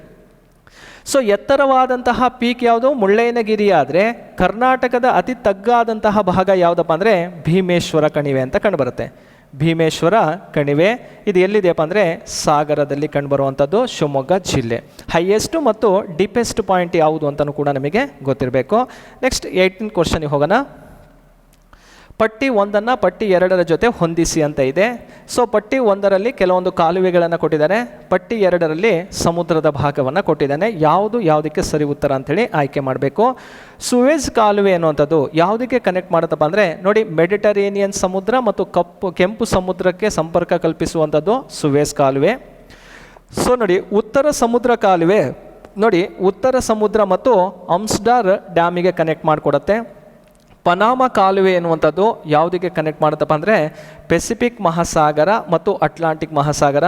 ಕೀಲ್ ಕಾಲುವೆ ಉತ್ತರ ಸಮುದ್ರ ಮತ್ತು ಬಾಲ್ಟಿಕ್ ಸೀಗೆ ಇದು ಕನೆಕ್ಟ್ ಮಾಡಿಕೊಳ್ಳುತ್ತೆ. ಇದಕ್ಕೆ ಸರಿ ಉತ್ತರ ಅಂತ ನೋಡಿದಾಗ ಸುವೇಜ್ ಕಾಲುವೆ ಅನ್ನುವಂಥದ್ದು 2ರಲ್ಲಿದೆ. ಸೊ 2 ಅಂತ ನೋಡಿದಾಗ ಇಲ್ಲಿ ಬಿ ತಪ್ಪಿದೆ, ಸಿ ತಪ್ಪಿದೆ, ಎ ಮತ್ತು ಡಿ ಅನ್ನು ನಾವು ಕಾನ್ಸಂಟ್ರೇಟ್ ಮಾಡ್ತಾ ಹೋಗೋಣ. ಉತ್ತರ ಸಮುದ್ರ ಕಾಲುವೆ ಅನ್ನುವಂಥದ್ದು 4ರಲ್ಲಿ ಕಂಡುಬರುತ್ತೆ. 4 ಎಲ್ಲಿದೆಯಪ್ಪ ಅಂದರೆ ಎಲ್ಲಿ 4 ಕಂಡುಬರಲ್ಲ. ಹಾಗಾದರೆ ಇದಕ್ಕೆ ಸರಿ ಉತ್ತರ ಯಾವುದು ಅಂತ ನೋಡಿದಾಗ ಡಿ ಅನ್ನೋದು ಸರಿ ಉತ್ತರವಾಗಿರುತ್ತೆ 18ನೇ ಪ್ರಶ್ನೆಗೆ. ನೆಕ್ಸ್ಟ್ ಕ್ವಶನಿಗೆ ಹೋಗೋಣ. ಪಟ್ಟಿ 1 ಮತ್ತು ಪಟ್ಟಿ 2 ಹೊಂದಿಸಿ ಬರೀರಿ ಅಂತ ಕೊಟ್ಟಿದ್ದಾನೆ. ಸೊ ನೋಡಿ, ಪಟ್ಟಿ 1ರಲ್ಲಿ ರೈಲ್ವೆ ಝೋನ್ಗಳ ಬಗ್ಗೆ ಕೊಟ್ಟಿದ್ದಾನೆ. ಪಟ್ಟಿ 2ರಲ್ಲಿ ಅದರ ಹೆಡ್ ಕ್ವಾರ್ಟರ್ ಕೇಂದ್ರ ಕಚೇರಿಯ ಬಗ್ಗೆನೂ ಕೂಡ ಇಲ್ಲಿ ಕೊಟ್ಟಿದ್ದಾನೆ. ಸೊ ಸ್ನೇಹಿತರೆ, ಭಾರತದಲ್ಲಿ ಇರುವಂತಹ ರೈಲ್ವೆ ವಲಯಗಳನ್ನು ನಾವು ಇಲ್ಲಿ ಬಹಳಷ್ಟು ಎಕ್ಸಾಮಲ್ಲಿ ಪ್ರಶ್ನೆಗಳು ಕೇಳ್ತಾನೆ. ಸೊ ಭಾರತದಲ್ಲಿ ಎಷ್ಟು ರೈಲ್ವೆ ವಲಯಗಳಿದಾವೆ ಅಂದರೆ ಪ್ರೆಸೆಂಟ್ 18 ರೈಲ್ವೆ ವಲಯಗಳನ್ನು ನೋಡ್ತೀವಿ. 18 ರೈಲ್ವೆ ಝೋನ್. ಆ 18 ರೈಲ್ವೆ ವಲಯದಲ್ಲಿ ಸೊ ನಾವು ಈಗ ಇತ್ತೀಚೆಗೆ ಸೇರ್ಪಡೆಯಾದಂತಹ ರೈಲ್ವೆ ವಲಯ ಯಾವುದು ಅಂತ ಕೇಳಿದರೆ ದಕ್ಷಿಣ ಕರಾವಳಿ ರೈಲ್ವೆ ವಲಯ. ಓಕೆ, ದಕ್ಷಿಣ ಕರಾವಳಿ ರೈಲ್ವೆ ವಲಯ ಅನ್ನುವಂಥದ್ದು ಇತ್ತೀಚೆಗೆ ಸೇರ್ಪಡೆಯಾಗಿರೋದು. ಆ ದಕ್ಷಿಣ ಕರಾವಳಿ ರೈಲ್ವೆ ವಲಯ ಇತ್ತೀಚೆಗೆ ಸೇರ್ಪಡೆ ಆಯ್ತಲ್ಲ, ಇದರ ಇಂಪಾರ್ಟೆಂಟ್ ಏನು? ಸೊ ಇದು ಎಲ್ಲಿದೆಯಪ್ಪ ಅಂದರೆ ವಿಶಾಖಪಟ್ಟಣದಲ್ಲಿ ಕಂಡುಬರುತ್ತೆ 18ನೇ ರೈಲ್ವೆ ವಲಯ. ಹಾಗಾದರೆ ಭಾರತದ ಅತಿ ದೊಡ್ಡ ರೈಲ್ವೆ ವಲಯ ಯಾವುದು ಅಂತ ಕೇಳಿದರೆ ಅದು ಉತ್ತರ ರೈಲ್ವೆ ವಲಯ, ದೆಹಲಿಯಲ್ಲಿ ಕಂಡುಬರುವಂಥದ್ದು. ಭಾರತದ ಅತಿ ಚಿಕ್ಕ ರೈಲ್ವೆ ವಲಯ ಯಾವುದಪ್ಪ ಅಂದರೆ ಪೂರ್ವ ರೈಲ್ವೆ ವಲಯ, ಕೋಲ್ಕತ್ತಾದಲ್ಲಿ ಅದರ ಹೆಡ್ ಕ್ವಾರ್ಟರ್ ಇದೆ. ಸೊ ಹಾಗಾದರೆ ನಮ್ಮ ರಾಜ್ಯದಲ್ಲಿ ಕಂಡುಬರುವಂಥ ರೈಲ್ವೆ ವಲಯ ಯಾವುದಪ್ಪ ಅಂದರೆ ನೈಋತ್ಯ ರೈಲ್ವೆ ವಲಯ, ಅದರ ಕೇಂದ್ರ ಕಚೇರಿ ಹುಬ್ಬಳ್ಳಿಯಲ್ಲಿ ಕಂಡುಬರುತ್ತೆ. ಓಕೆ, ಸೊ ಇವಿಷ್ಟು ಬೇಸಿಕ್ ಆಗಿ ನಾವು ತಿಳ್ಕೋಬೇಕು. ಇಲ್ಲಿ ಕೊಟ್ಟಿರುವಂತಹ ಪ್ರಶ್ನೆಗೆ ಆನ್ಸರ್ ನೋಡೋದಾದರೆ ಪೂರ್ವ ಕರಾವಳಿ ರೈಲ್ವೆ ವಲಯ ಯಾವುದು ಅಂತ ಕೇಳಿದರೆ ನೋಡಿ ಭುವನೇಶ್ವರ್ ಆಗಿರುತ್ತೆ. ಹಾಗೆ ಉತ್ತರ ಮಧ್ಯ ರೈಲ್ವೆ ವಲಯ ಯಾವುದಾಗಿರುತ್ತಪ್ಪ ಅಂದರೆ ಅಲಹಾಬಾದ್. ದಕ್ಷಿಣ ರೈಲ್ವೆ ವಲಯ ಇರುವಂಥದ್ದು ಎಲ್ಲಿಯಪ್ಪ ಅಂದರೆ ಚೆನ್ನೈ. ಮೆಟ್ರೋ ರೈಲ್ವೆ ವಲಯ ಇರುವಂಥದ್ದು ಕೋಲ್ಕತ್ತಾದಲ್ಲಿ. ಸೊ ನೋಡಿ ಪೂರ್ವ ಕರಾವಳಿ ರೈಲ್ವೆ ವಲಯ ಎಲ್ಲಿದೆಯಪ್ಪ ಅಂದರೆ ಭುವನೇಶ್ವರ್, ಅಂದರೆ 3ನೇ ಆಪ್ಷನಲ್ಲಿ ನೋಡಬೇಕಾಗತ್ತೆ. ಇಲ್ಲಿ ಬಿ ಅನ್ನೋದು ಸರಿ ಗೊತ್ತಾಗ್ತಾ ಇದೆ, ಎ ಮತ್ತು ಸಿ ಮತ್ತು ಡಿ ತಪ್ಪಾಗಿದೆ. ಉತ್ತರ ರೈಲ್ವೆ ವಲಯ ಅನ್ನೋಂಥದ್ದು ಅಲಹಾಬಾದಲ್ಲಿ ಕಂಡುಬರುತ್ತೆ, ಇಲ್ಲಿ ಆಪ್ಷನಲ್ಲಿ ಸ್ವಲ್ಪ ವೇರಿಯೇಷನ್ ಆಗಿದೆ. 4ನ್ನು ನೋಡೋಣ. ದಕ್ಷಿಣ ರೈಲ್ವೆ ವಲಯ ಅನ್ನುವಂಥದ್ದು ಸೊ ಎಷ್ಟರಲ್ಲಿದೆಯಪ್ಪ ಅಂದರೆ 2. ಮೆಟ್ರೋ ರೈಲ್ವೆ ವಲಯ ಅನ್ನೋಂಥದ್ದು 1ರಲ್ಲಿ ಕಂಡುಬರುತ್ತೆ. ಸೊ ಇದಕ್ಕೆ ಸರಿ ಉತ್ತರವಾಗಿ ನಾವು ಬಿ ಅನ್ನು ತಗೋಬೋದು. ಸ್ನೇಹಿತರೆ, ಇದು 19ನೇ ಪ್ರಶ್ನೆ. ಕೊನೆಯ ಪ್ರಶ್ನೆಗೆ ಹೋಗೋಣ. ಈ ಕೆಳಗಿನ ಯಾವ ರಾಷ್ಟ್ರೀಯ ಹೆದ್ದಾರಿ ಸುವರ್ಣ ಚತುಷ್ಕೋನ ಅಡಿಯಲ್ಲಿ ಕಂಡುಬರುವುದಿಲ್ಲ? ಗೋಲ್ಡನ್ ಕ್ವಾಡ್ರಿಲೇಟರ್ ಅಂಡರಲ್ಲಿ ಯಾವ ನ್ಯಾಷನಲ್ ಹೈವೇ ಇಲ್ಲ? ಸೊ ನೋಡಿ NH48 ಇದೆ, 16 ಇದೆ, 19 ಇದೆ, 44 ಇದೆ. ಹಾಗಾದರೆ ಇದಕ್ಕೆ ಆನ್ಸರ್ ಅಂತ ನೋಡಿದಾಗ ನಾವು ಮ್ಯಾಪಲ್ಲೇ ನೋಡಿಬಿಡೋಣ. ಸೊ ನೋಡಿ ಸುವರ್ಣ ಚತುಷ್ಕೋನ ಯೋಜನೆ ಅಂದರೆ ಏನು? ಇದು ಯಾವಾಗ ಬಂತಂದರೆ ನೋಡಿ ಅಟಲ್ ಬಿಹಾರಿ ವಾಜಪೇಯಿ ಅವರ ಕಾಲದಲ್ಲಿ ಸೊ ಈ ಒಂದು ಯೋಜನೆಯನ್ನು 1999ರಲ್ಲಿ ಯೋಜನೆಯನ್ನು ಕೈಗೊಳ್ಳಲಾಯಿತು. ಸೊ ಈ ಒಂದು ಯೋಜನೆಯ ಉದ್ದೇಶ ಏನು? ಸುವರ್ಣ ಚತುಷ್ಕೋನ ಯೋಜನೆ, ಗೋಲ್ಡನ್ ಕ್ವಾಡ್ರಿಲೇಟರ್ ಅನ್ನೋದು ಭಾರತದ ಪ್ರಮುಖ 4 ಮೆಟ್ರೋಪಾಲಿಟನ್ ಸಿಟಿಗಳನ್ನು ಕನೆಕ್ಟ್ ಮಾಡುವಂತಹ ಒಂದು ಯೋಜನೆ ಆಗಿರುತ್ತೆ. ಸೊ ಇದು 4ರಿಂದ 6 ಪಥದ ಹೆದ್ದಾರಿಗಳನ್ನು ನಾವಿಲ್ಲಿ ನೋಡ್ತಾ ಹೋಗ್ಬೋದು. ಸೊ ಹಾಗಾದರೆ ಈ ಹೆದ್ದಾರಿಗಳ ನಂಬರ್ಸನ್ನು ನಾವು ನೋಡ್ತಾ ಹೋಗೋದಾದರೆ ಪ್ರೆಸೆಂಟ್ ಬಗ್ಗೆ ನಾನು ಹೇಳ್ತಾ ಹೋಗ್ತೀನಿ. ಸೊ ನೋಡಿ ದೆಹಲಿಯಿಂದ ಮುಂಬೈಗೆ ಇರುವಂಥ ಹೈವೇ ನಂಬರ್ ಯಾವುದಪ್ಪ ಅಂದರೆ ಹೈವೇ ನಂಬರ್ 48 ಅಥವಾ NH48. ಮುಂಬೈಯಿಂದ ಚೆನ್ನೈಗಿರೋದು ಕೂಡ NH48. ಹಾಗಾದರೆ ಕೋಲ್ಕತ್ತಾದಿಂದ ಚೆನ್ನೈಗಿರೋದು ಯಾವುದಪ್ಪ ಅಂದರೆ NH16 ಇರುತ್ತೆ. ಸೊ ಡೆಲ್ಲಿಯಿಂದ ಕೋಲ್ಕತ್ತಕ್ಕಿರುವಂಥ ಹೈವೇ ನಂಬರ್ ಯಾವುದಪ್ಪ ಅಂದರೆ NH19. ಹಾಗಾದರೆ ಇದರಲ್ಲಿ ಯಾವುದೂ ಅಲ್ಲ ಅಂತ ನೋಡಿದಾಗ ಸೊ ರಾಷ್ಟ್ರೀಯ ಹೆದ್ದಾರಿ 44 ಅಲ್ಲ. ಹಾಗಾದರೆ ಈ ರಾಷ್ಟ್ರೀಯ ಹೆದ್ದಾರಿ 44 ಅನ್ನುವಂಥದ್ದು ಕಾರಿಡಾರ್ ಯೋಜನೆ ಅಡಿಯಲ್ಲಿ ಕಂಡುಬರುತ್ತೆ. ಸೊ ಭಾರತದ ಅತಿ ಉದ್ದ ರಾಷ್ಟ್ರೀಯ ಹೆದ್ದಾರಿ ಯಾವುದಪ್ಪ ಅಂದರೆ 44 ಆಗಿರುತ್ತೆ. ಹಾಗಾಗಿ 44ನ್ನು ನಾವಿಲ್ಲಿ ಡಿಲೀಟ್ ಮಾಡಬೇಕಾಗತ್ತೆ. ಸೊ 20ನೇ ಪ್ರಶ್ನೆಗೆ ಸರಿ ಉತ್ತರ ಯಾವುದು ಅಂತ ಕೇಳಿದರೆ ಡಿ ಅನ್ನೋದು ಸರಿ ಉತ್ತರ. ಇನ್ನು 3ದವು ಕೂಡ ಗೋಲ್ಡನ್ ಕ್ವಾಡ್ರಿಲೇಟ್ ಅಂಡರಲ್ಲಿ ಕಂಡುಬರೋದನ್ನು ನಾವು ನೋಡ್ಬೋದು. ಸ್ನೇಹಿತರೆ, ಇಲ್ಲಿವರೆಗೂ ಕೂಡ ಈ ಜಿಯೋಗ್ರಫಿ ವಿಷಯಕ್ಕೆ ಸಂಬಂಧಿಸಿದಂತೆ ಪ್ರಮುಖವಾದಂತಹ ಒಂದು 20 ಪ್ರಶ್ನೆಗಳನ್ನು ಅನಾಲಿಸಿಸ್ ಮಾಡಿದ್ದೀನಿ. ಸೊ ಈ ವಿಡಿಯೋ ನಿಮಗೆ ಇಷ್ಟವಾದರೆ ಲೈಕ್ ಮಾಡಿ, ಕಾಮೆಂಟನ್ನು ಮಾಡಿ. ಸೊ ಈ ವಿಡಿಯೋ ವೀಕ್ಷಣೆ ಮಾಡಿದ್ದಕ್ಕಾಗಿ ನಿಮಗೆಲ್ಲರಿಗೂ ವಂದಿಸ್ತಾ ನನ್ನ ಕಾನ್ಸೆಪ್ಟನ್ನು ಮುಗಿಸ್ತೀನಿ. Thank you.